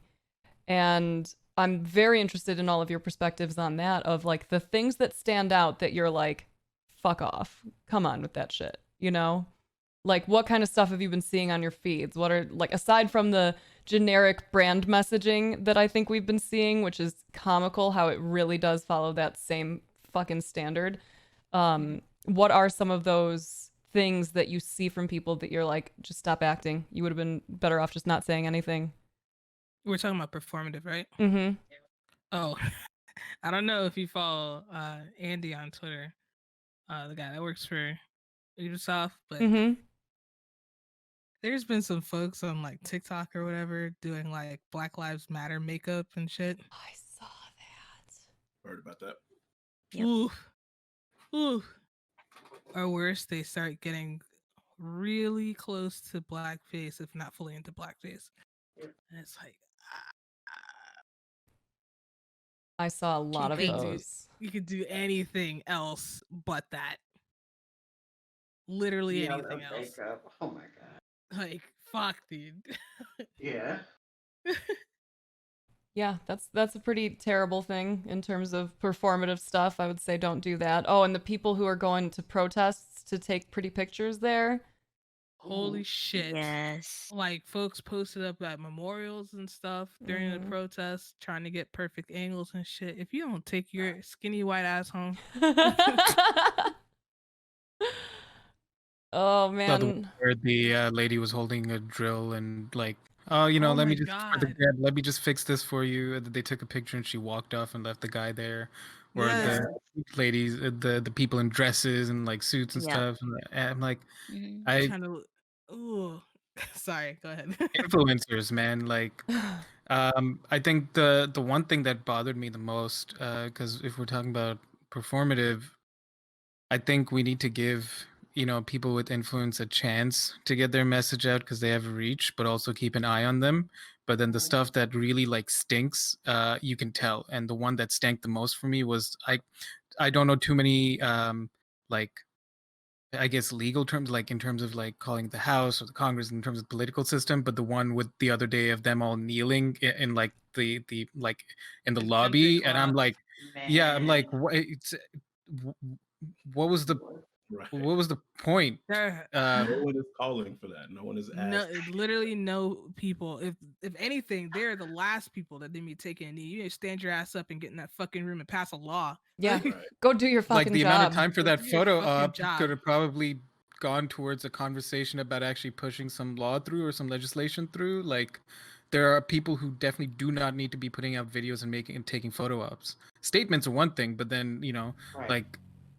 It makes no sense to me how I think that there's a lot of people who are older and in power who think that if you can if you rule social media and you make an impact there, then that's it. Like you're winning, but you're only winning superficially. Right. Right. So my question is, can performative be good and bad? There's levels though. Like, I mean, we know the most obvious ones, like doing fucking dances. So the reason why I ask is because my favorite, like we keep saying, about my favorite was Bungie's. Oh yeah, Bungie. They've really been showing up. Nobody's gonna be able to show up and show out on that. Would you consider that performative though? I would. I don't know what Bungie did because I don't. Personally, the game sucks, so I don't fuck with them no more. Personally, I wouldn't consider it. During the reveal, they had a moment of silence for 8 minutes and 46 seconds, counted down. Oh, okay. I would consider it performative because if this had not happened, that would not have happened. That makes I sense. see what you mean. Yeah. And for a company like in that field like Bungie is, like they already do a lot of work for different communities, different marginalized communities. But no, I totally agree with you. If this wasn't getting blown up as much as it has been, I don't think we would have seen it. Like I don't think we would have seen it because I don't know if you've noticed Bungie's own demographic. The odds are pretty fucking low that they would have figured this out sans February. 100%. 100%. I'm interested Yeah. in that question though, is the idea of like, is it good or bad, the performative thing, and the levels thing definitely makes sense because that absolutely had some reach. Like Bungie doing that on their stream, that had some reach. There were a lot of people who I saw that were screenshotting and sharing and talking about that and saying how they appreciated it. But like you said, if it seems unlikely that the conversation around Black Lives Matter's movement would have come up if it hadn't been so in their faces. Right. Right. And I guess, I mean, it is in everyone's face now. So most people feel like they have to do something. And if you're going to do something, I guess since we're talking about is it good or bad, my thoughts would be it really just depends on what you're doing versus what you can do, right? So like, Right. Bungie, cool. They didn't do anything over the top. They acknowledged what's going on by the moment of silence. I'm cool with that. Mm-hmm. But if you're like we're talking about, if you're a person in power and you have the opportunity to try and push laws through and make change on that scale, and then you just go doing photo op, that acknowledgement is not enough. Yeah. Right. And Right, you right. have power to do more. You should do more. Whereas Yeah. Bungie obviously can't change the fucking world. They can't even change their own fucking game. So I guess. And then somebody was saying that like Bungie didn't have to do the moment of silence. Like we'll get that. Like they already made their statement too before that point. Mm-hmm. But like it's still like Ming was saying, like it's still considered performative because they knew they were gonna have a lot of eyes on that content. Right. And they definitely went about it. It's probably about as most respectable way that they could do without making it about them. Yeah. So like that's a good one. Like that one social media account, who was it? The brand that was like, it in remembrance, we won't tweet for 9 minutes. Oh my god! Like that's the exact opposite GameSpot? of that. Was that what it was? Yeah. I think it was GameSpot. That Yeah. They're like, yeah, we're not gonna tweet for the next 8 minutes, and it's like y'all barely tweeting that Yeah. span in the first place. What the fuck is that gonna do? Right. Yeah. Like shit, dude. How do Whatever. y'all feel about seeing the posts of solidarity without the wallets being opened? From brands, we'll say, not from like necessarily individual people, but when you see these massive corporations that just put out a statement, or they just like screenshot that picture and say Black Lives Matter and stop there. Does that feel like enough? Does that feel worthwhile? Is there some expectation? There's I can only say that there's like levels to it, because sometimes like again with like the whole lawyers thing, you try to cut a statement like quick because you don't want to miss the window, like because once you're outside the window, then it's just like you're doing it just to do it. And usually we have a company, I've seen a couple companies like follow up that statement with like, we're making donations here, because I know like internally you got to go through the whole bullshit. That's how companies work. I get it. When companies miss the window, or there's no follow up after that, and it's just like text with no action, then fuck that, they gotta go. Like, I agree with that. Go ahead, Ella. It's with brands and people who have money and celebrities. I think for people in general, like let's say for just us, getting retweeting, getting that message out there, showing the links is and doing whatever we're doing is fine, and not necessarily showing or proof that we've donated or done this, that's fine, because I don't know, can't assume things about people. But then when we know that a certain company is making so much, and because they have that reach, I think it's necessary to see what they're doing. And obviously, as Rick pointed out, like we don't know what the internals are like. We don't know how much they could put when, but then at some point we have to see that they're actually doing something purely because they have that reach. Yeah. So yeah, like there are definitely levels to it, who and what does it, but it's needed. And if they don't show that they're actually doing something, then take your business elsewhere. Exactly. And one thing that I would love, like, okay, you're not showing your wallets, and the people that are showing their wallets, they're donating to corporations. They're donating to causes that have more than enough. They're not donating to the small businesses that have lost everything. They're not donating to the funds that are going to actually, for instance, here in South Minneapolis, to rebuild that whole Lake Street. Mm-hmm.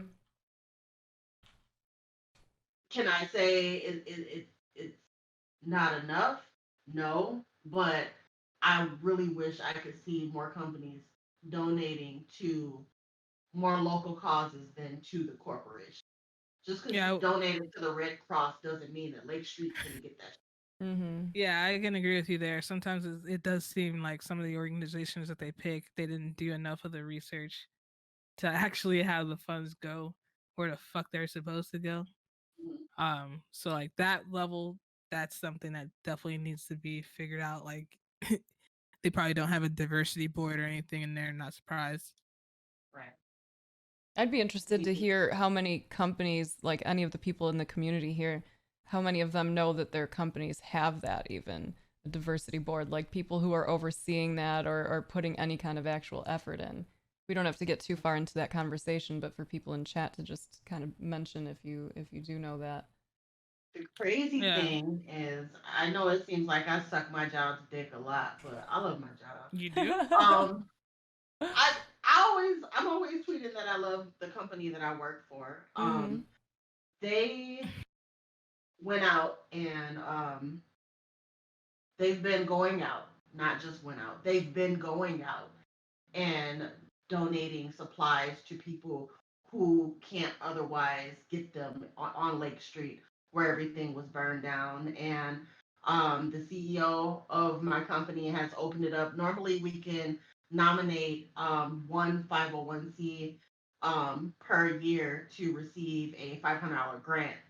Might not seem like a lot, but but they opened it up to where we can nominate two, and they'll match our $500. So instead of 500, nice. it's 1,000. That's helpful. I would love to see other companies, like actually seeing them do that. That's my company. Sorry, I was No, gonna you say go. my company mentioned they're doing something. Obviously, I missed it for health reasons, but I did see that email go through that they're, they talked to the accountants and figured out where they can throw some beans somewhere. That's good. One of the things that came to mind, and I saw someone posting about it in chat, was on the same subject of performative. How do y'all feel when you see people posting on an individual level screenshots of where they donated to? I mean, that don't make me no never mind. Yeah, like I don't really care. Like I know there's the one where they were just like carrying on the train. Mm-hmm. I think that who cares? Like that's fine. If it inspires someone to donate, then it doesn't matter to me. Okay. Yeah, I agree. Like someone being performative about it, be like, yeah, look how much money I dumped. Like, Right. you could kind of sniff that out really fast. But overall, I don't care. Show us if you want to. Don't show us if you don't want to. It's fine. I got you. Well, moving forward, and are y'all still doing all right for time? Yeah. Cool. So one of the next things we wanted to talk about, this is something I think a lot of us can definitely get more into, is racism in gaming and in media.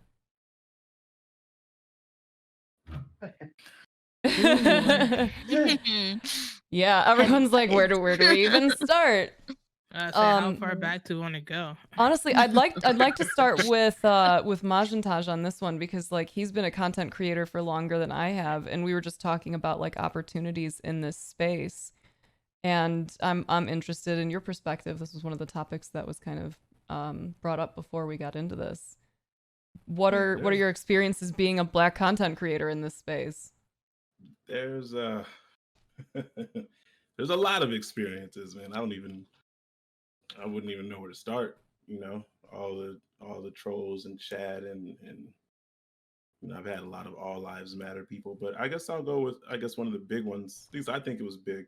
If you've known me for a while, you know I was on the Stream On game show that was ran by Twitch Studios and stuff. And one of the ladies, she used to work for them. She doesn't anymore, but she still comes around my chat all the time. But that's how I met Mira to begin with, because she was also on it, and we were the only two Black people. Which I mean, you know, it's fine given, I guess, you know, the whole larger demographic. But Naja, even she told a story. She was like, you know, when they first brought up the whole batch of people for the contestants, and Naja's little Black lady, but she was like, there's where are the Black people? And you know, just hearing her say, or knowing that, you know, she or anyone had to step up to say something to bring those opportunities to anyone of color, not necessarily just me. It's like, man, we really just don't we really don't get that fair shake from the top level, you know, coming on down. Yeah, I think that's pretty evident. I think it's been really sad now that like a lot of us, you know, we were talking about a lot of people having this kind of, a lot of white people especially having this like mass awakening of just like, holy shit, it's so much worse than I realized. That's been like the last few years for me. And like I know we've had conversations at like cons and stuff too, where you and I will be like walking just kind of by ourselves and be like, okay, I see where we fit in here. Everyone's like linking up and going off and doing these things, and we're just like, all right, we'll go stand over here, do this stuff. Cool. Yeah, There's the full groups of white guy with a beard, number threes. Yes. Copy pasta chads are over there. Yeah. Yep. Weird, man. There's not that many of us, and then you know when you go to conventions, it's like you see even less and less, Yeah. and it's just Especially TwitchCon. Oh yeah. Rick, what kind of racism in gaming and the media have you faced? I mean, I've been playing video games for a very fucking long time. Grew up playing Call of Duty. So, you know, them voice chats are ass. Yeah. So, God help you if they figured out you're a woman. God help you twice if they figured out you're Black. Mm-hmm.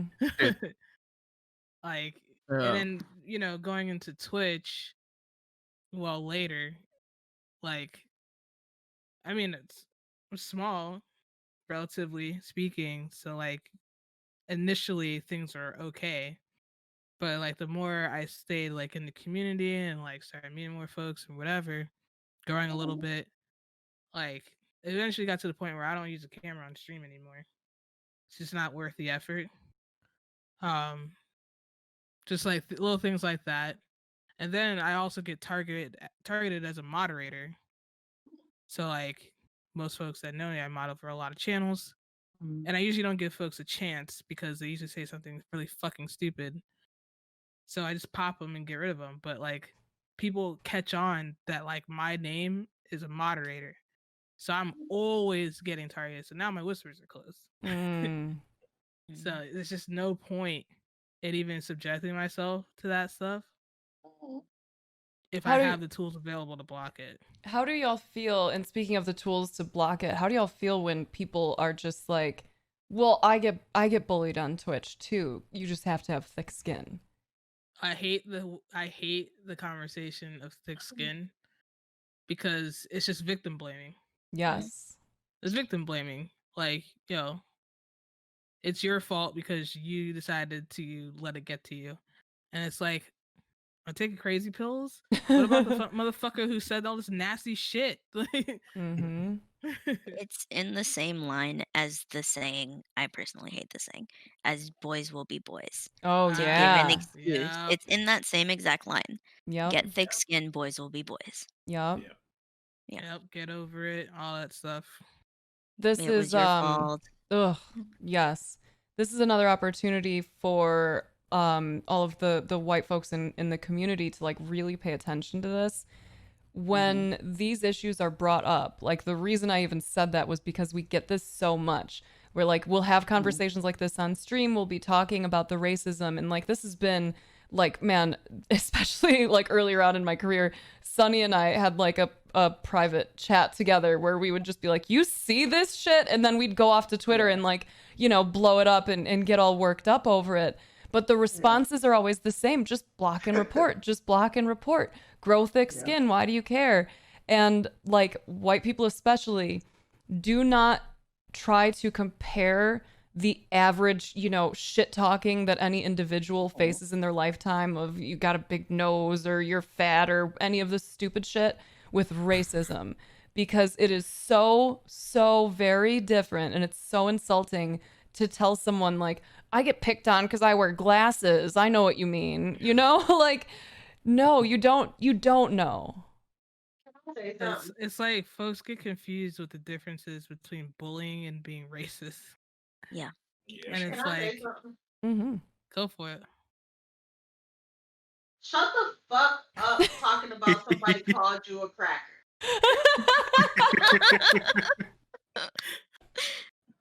Cracker and nigger are not the same fucking thing. Stop. Yo, wait, time out. Did you see the tweet where I was just thinking of that 8 Mile? So like they're so mad about being called cracker, like cracker. All I see on this list is like it's a grocery list. Oh my god. Right. Like that's the only thing I hear every time I say, oh, somebody said something racist in my chat, or if Rex says somebody said something racist in her chat, the first thing you get is somebody comes back saying, oh, well, I got called a cracker. Yeah, you got called food. What's up? Cracker's delicious. Yeah, at least you got called something delicious. I know how y'all cook. Oh man. And that's even like we've had plenty of conversations in chat where we joke around at the expense of white people. And there have been a lot of conversations like that where people come in and they get very upset because it's racism. And like in my community, in our community, we have a rule: don't punch up, like, or don't punch down, always punch up. So like I'm obviously white, you know, like I benefit from all the privilege. The idea that someone is going to mock me for being white is hilarious to me because it's deserved, for one thing. And it's important to remember that it doesn't stop me from living my life. Like racism is stopping people from getting jobs, from being able to live in certain areas, from getting a fucking Uber. Like all of these small and really big things are impacted by racism and by the words that are used to demean y'all. Like someone calling you a cracker, like we said, first of all, it's fucking hilarious. And next, it's not going to impact your life past that point. Like it's over, it's done. The gaming community is the first place I've heard that shit. Like, yeah, I don't know. Maybe I've just been sheltered. I was gonna say that like ain't nobody want to be more oppressed than white people. Yo. Yeah. White male specifically. Yeah. Or white women. Ooh, like, I was just gonna say, and we even saw someone in chat saying Karen is a slur now. Like, oh my fuck. Oh yeah, the Karens really want Karen to be a slur, and it's like, last I checked, the name Karen didn't systematically oppress you. It just meant that you can't fucking cook, or that you call a manager. Or call the police over nothing. And constantly. You got a spiky haircut with frosted tips. You got the worst haircut on the planet. So check this out. The reason why I think that there's so much racism in gaming and so much misunderstanding and miscommunication so much as to people where people think that being called a cracker is racist is that people in gaming constantly say, this is my escape. I don't want to deal with this shit. And what it does is it allows them to continue on with the racist behaviors and thought processes that their parents and grandparents and everyone else has taught them to where they don't even know they're racist. And if Mhm. they do know they're racist, they don't give a fuck. They go right back into their escape that allows them to not have to think about it. Meanwhile, y'all are trying to go on Twitch and stream and game for the same reasons, and this is the topic we have in the community a lot. Like, y'all don't get that safe space, that escape. You speak in comms, you get shit. You show your face in a voice cam or in a face cam, you get shit. Like everyone who pops up on Twitch talking about Black history and starts telling people like, don't get political, don't bring this up. Like, this is not fucking political. Yeah. And to take it even further, and sorry if anybody else wants to talk, just tell me to shut the fuck up. Shut the fuck up. I'm kidding. Please continue. To take it even further, we have a lot of situations where a lot of our Black male content creators are treated as toxic and angry by the community, whereas if the same shit was said by a white person, Oof. they'd just be edgy. Oh man. Oh my god. Yeah, that's like having the angry Black corporate woman, except in the context of Twitch, that it's the angry Black male gamer. And it's like they're saying the same shit that, generic white boy with the beard number 3 is saying. But, His blackface. because he's Black, his music's a little aggressive. Like, it's different. Do you, MajinTaj, on that same note, do you feel, because like your channel, you seem to always be able to kind of do your own thing, but do you feel like you have to hold back or tone anything down ever? No, I don't, just because it's hard to say I don't care, because I mean, I do. I want my channel to grow. I want to be successful, but I just don't care, man. I just do whatever, say whatever. I do think that it's hurt me in some ways. I do think that there's a lot of people who might come in and don't want to fuck with me because, first I'm Black or I'm not, I can, I guess, be a little aggressive or whatever. And, we speak our mind. It's not going to make me stop doing it, but I do think that it's been a slight detriment. Yeah, and that is really unfortunate given like we were talking about, like Sunny was saying, the amount of white guys that get off like with that, being able to just say like, I'm edgy, it's okay, this is my content. A lot of them rage, and a lot of white streamers are huge and they're rage streamers. I personally can't think of a large Black raging streamer at all. Yeah. I can't really think of a large Black raging streamer, but I can think of a couple of large Black raging or streamers that people make to seem as raging. Yeah. It's interesting even to see you guys describing some of the ways that you talk and act as aggressive, like sometimes putting it in quotes when like that has never been an adjective that I would have used to describe any of you. Like it's straightforward, which I really enjoy, but it's unfortunate that like that particular word has been used so much that like it just feels like that's the best way to describe it, as aggressive. But like none of it is actually aggressive, Yeah, you could ask Sunny though, because like when I was starting to stream, I totally stopped having any like rap music in the background.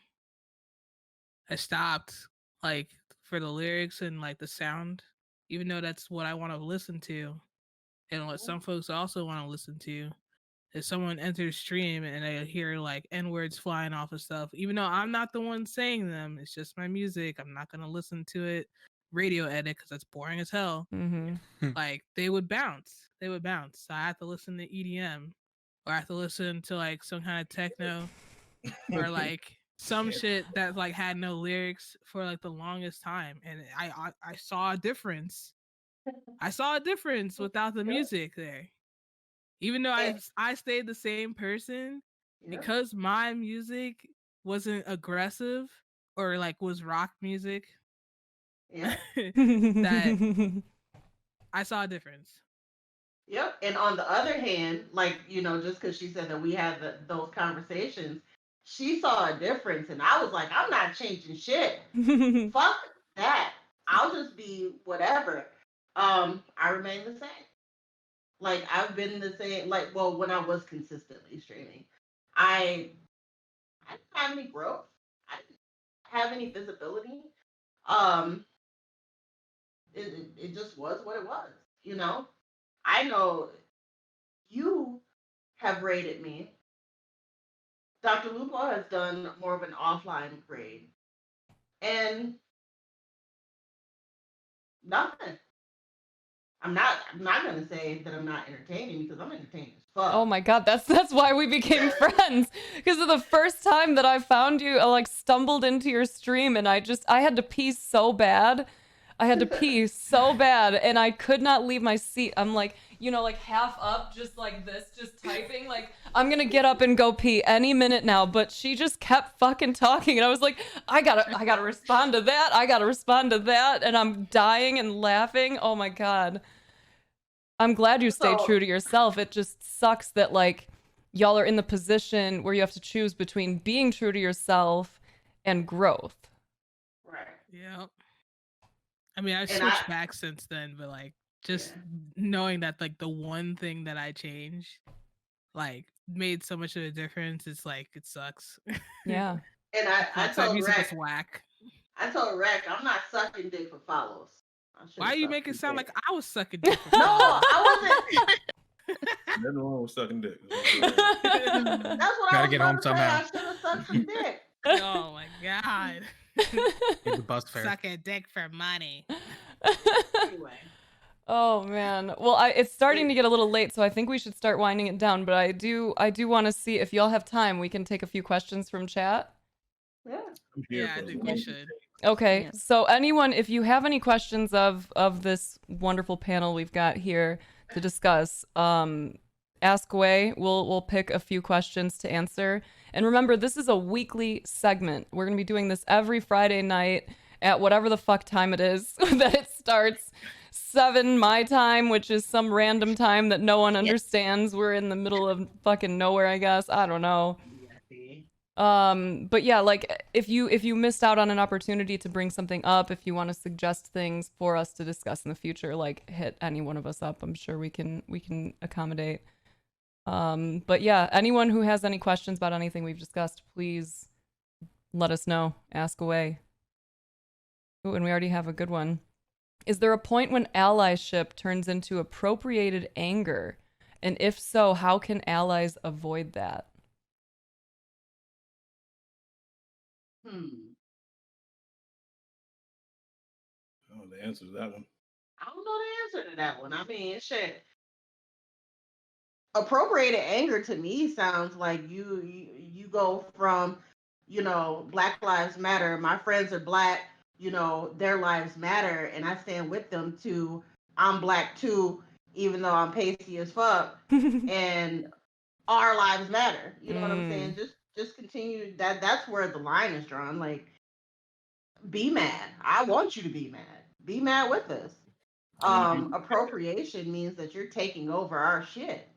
You can't take over our shit unless you're saying I'm the black oppressed person as well. Right. If you look at like a lot of the people that have spoke up, I think didn't Ben and Jerry's do something that was like somewhat angry, a little more aggressive than normal, and there's that thing of Stone Cold going off. Sure. I'm sure everyone's seen that meme. And even my favorite recently is Seth Rogen. If y'all saw that little thing, on telling everyone "fuck you." Yep. Like don't fuck with my shit anymore. Like being angry about it it's all right. Like I feel like we fuck with that. But again, like she said, appropriating it, acting like it is also your struggle, is the line you don't want to cross. Yeah, you just never make it about yourself Right. as an ally, and you won't have a problem. Like I think it's really easy to navigate away from that. Yeah. See some racist shit, be angry. Tell them "fuck you, you piece of shit." Yeah. Please don't be complacent. Oh God. Like if you see some of your white friends saying some shit, please fucking say something. Like, I'm tired defending just myself. Like, if you see me trying to defend myself because some white person can't get it through their fucking head that they're being stupid, please fucking respond. Give me a break. Yeah. Damn. Yeah. I think and to the point of the anger, you know, like you're saying, like, you want to see that. As I'm really immersing myself into this now and starting to see just how much I've missed, for someone who like had made a lot of progress with anger, I'm finding myself getting really fucking angry. And to me, I'm starting to see it, and it's like, if you're not angry, you're missing something. If you're not really fucking upset right now, then you are missing not just like a little something, you're missing the big fucking picture. If you are in here saying some all lives matter bullshit, you're on the wrong side. You need to pay the fuck attention, because this is infuriating. It's disgusting. Like, man, like you're saying, get angry, but just don't try to think that because you are now angry that you can say, I understand you. I understand the experience.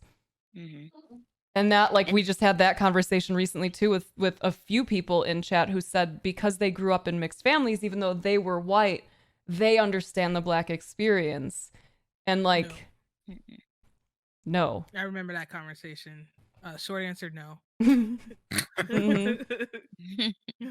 Bossy, you were going to add to it too? I was just going to say, turn that anger towards effective measures of allyship.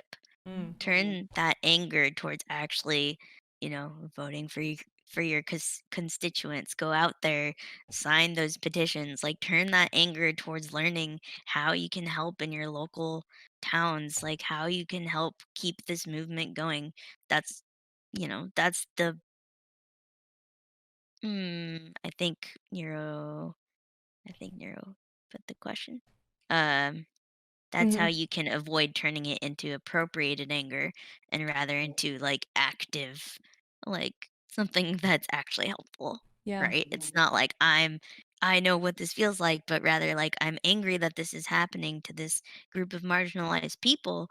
Let me see how I can change this for these people. Yeah, good point. Anything else any of you'd like to add to that note on the anger question? Move on to the next. Okay. So I see from Thomas, I've actually got a question. I was reading a thread on Twitter the other day by a gentleman who was explaining that often people who become allies will burn out on seeing everything that's going on and regress to a state of denying it's happening. Do you guys have any thoughts on that, or how to safeguard against it? That's white privilege. Just honest to God, that's white privilege that you're having burnout. Like, yay, good job. You don't have to live this every day. Right. Yeah. Yeah. And like that you can shut that off and be like, oh no, this doesn't exist anymore. Like, congratulations, you're white and you don't have to worry about this on the day to day. Like, shit, I don't want to be here either, but I ain't got no choice. Yeah, like, what the fuck? Burnout is real and I get that, but being an ally is not easy, just like it's not easy to live as a person of color, especially a Black person in this society. Like, and being none an of this ally is is not easy. part-time. Yeah, it's not. It's a forever thing. Yeah. Oh, I feel like that even needs to be like repeated. Being an ally is not part-time. And the discomfort that a lot of our white friends are starting to experience in that burnout, like Bossy was saying, it's a real thing. Like, you got to take care of yourself, but check it and understand that like some of the discomfort that you might want to walk away from is something that you need to sit with, because it is nothing compared to the day in day out experience of being a Black person in this world or being a person of color. Like, it's still, you get to take a break. Remind yourself of that when you take those little breaks for your mental health, and then get back out there and continue to do your part, because y'all aren't getting breaks. Like, white people have had enough of a break. It's time for us to really step up and fix the systems we've benefited from for so fucking long. So I see another question.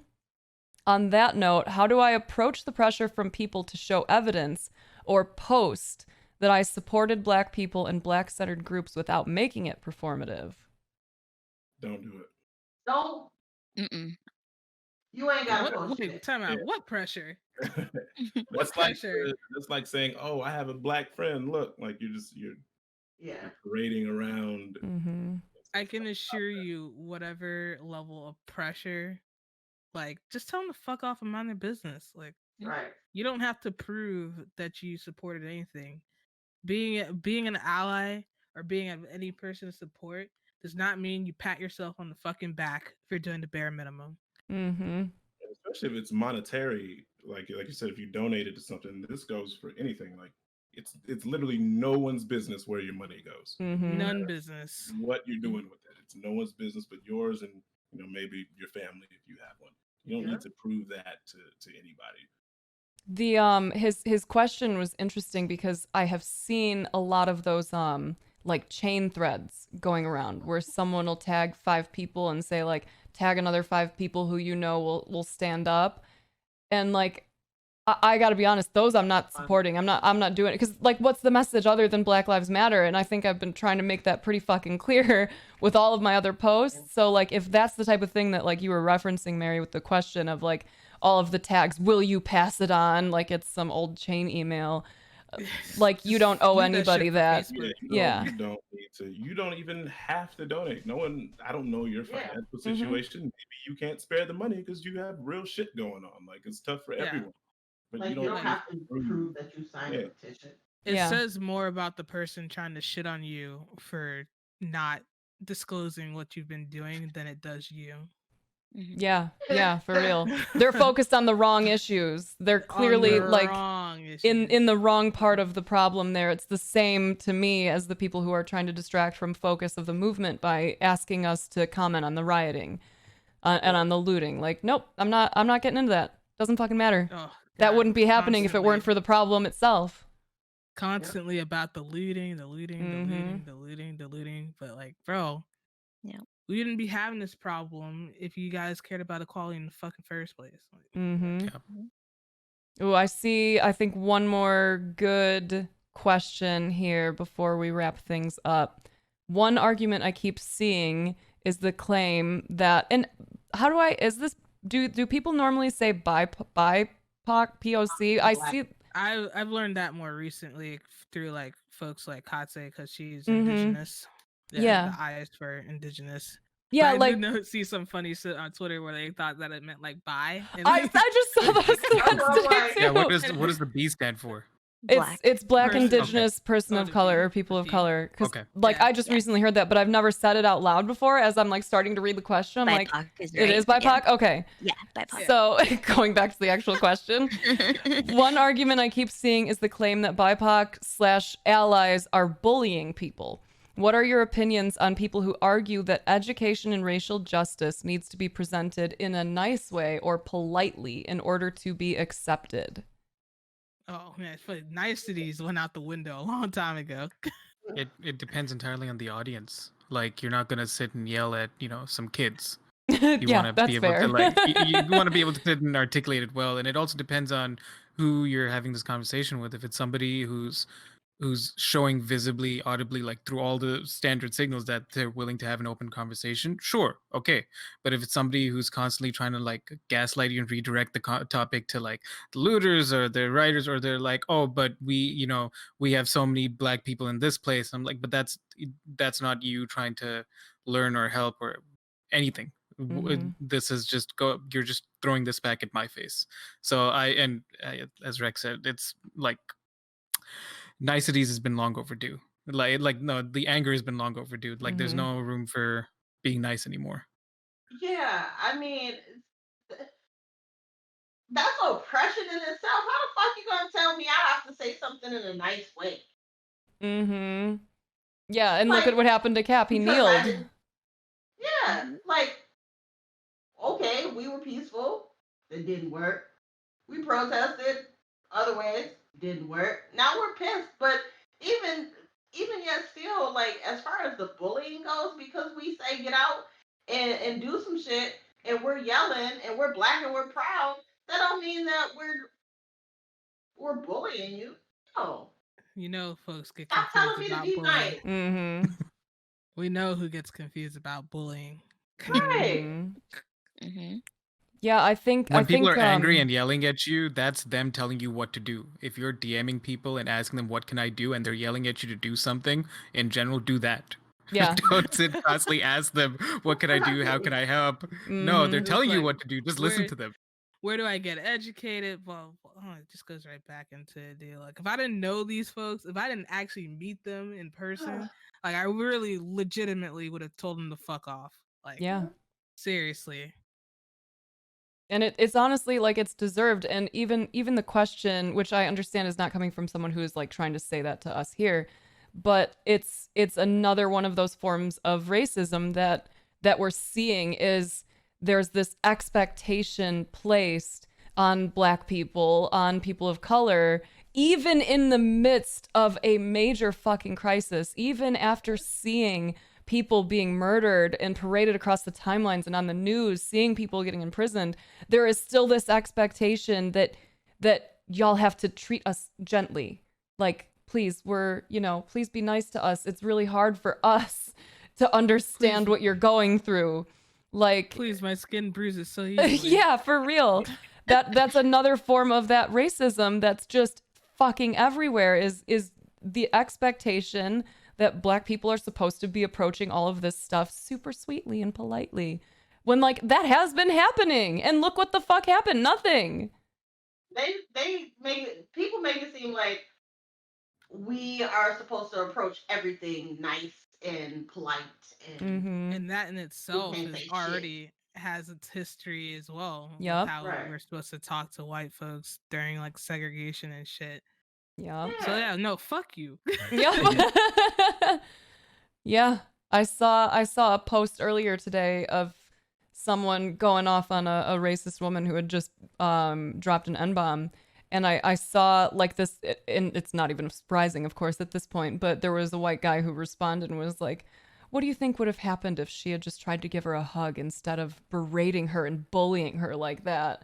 And I was like, you expected this woman who got attacked out of nowhere by this crazy, angry, white, racist lady? You thought that her behavior should have been to go and hug this bitch? What? Shit. My gosh. There's not enough I words can't. for my There's not enough. disdain. Yeah. That's just like when people get pulled over by the cops and you see a Black person like, why the fuck you pulled me over? So on and so forth. He shouldn't have been so aggressive. Why was he talking to the cop like that? Why was he talking to the cop like that? But he sounds just like how we're talking right now. Mm-hmm. And it's like, well, he got what he was asking for by asking why he was stopped. And Yeah, by trying to assert his rights. Right. Mm-hmm. Mm-hmm. But Can I to go back to the question real quick? This popped in my head. When you said, or the question says, what are your opinions on people who argue that education on racial justice needs to be presented in a nice / politely way? It just reminded me of our good Auntie Jane. Ugh. How she said when she presented racism, she's not going to present it nicely because racism is not nice. Mhm. It's nasty and it's gross and it's mean. Like, so then why should people be expected to educate in a nice way? Mm-hmm. Yeah, no. And that's coming hell like no. from me as an educator. Of course, I turn it down for the kids, but like, I'm not gonna be like, this is all flowers and rainbows. Like, come on. Yeah.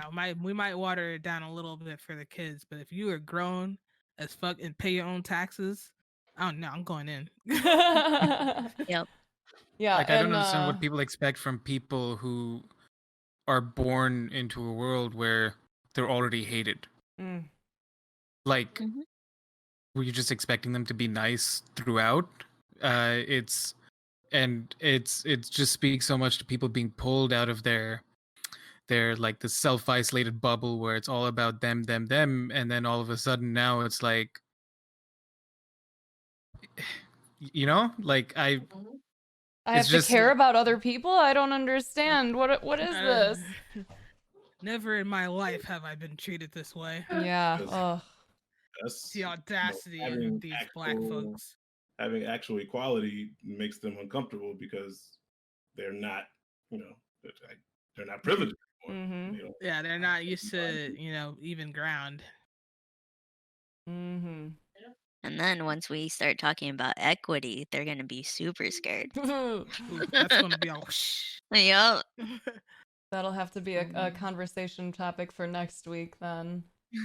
Yeah. So we're not gonna have time to do any discussions on our book. But I think that what we did get to talk about was obviously very necessary. So we'll see if we have time for book discussion next week.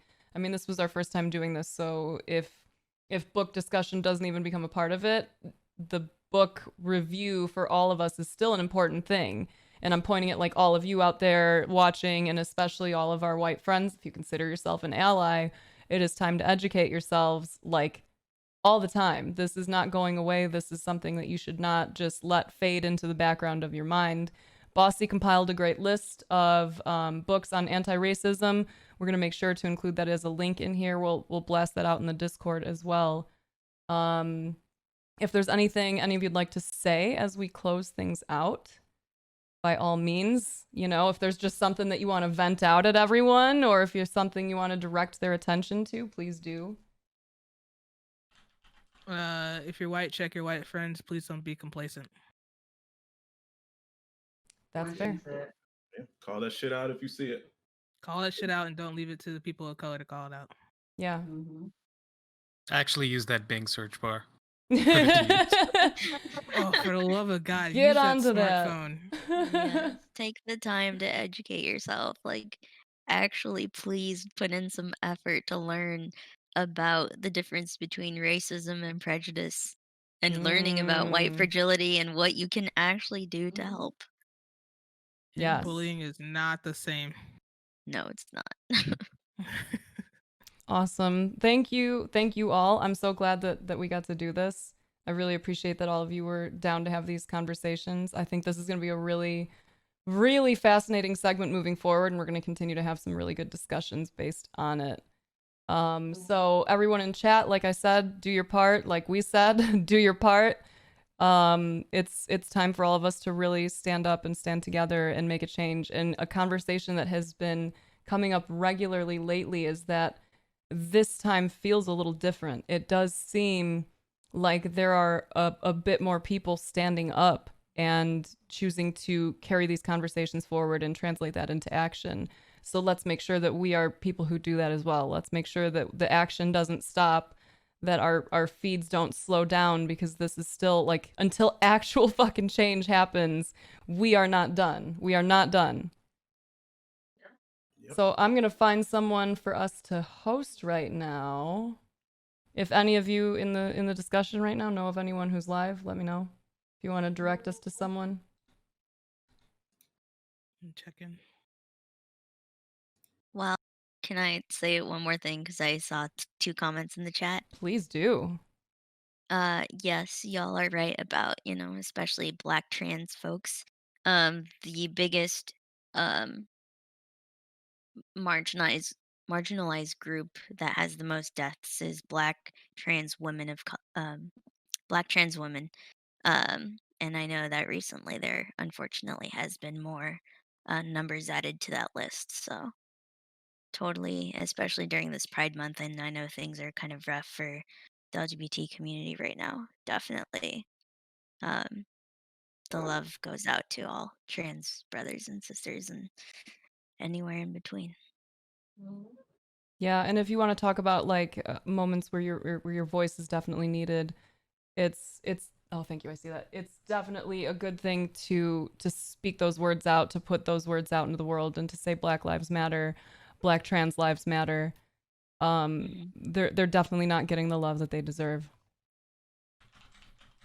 All right, we've found someone to go and send some love to. So let's go blast them with love. And yeah, thank you everyone for tuning in.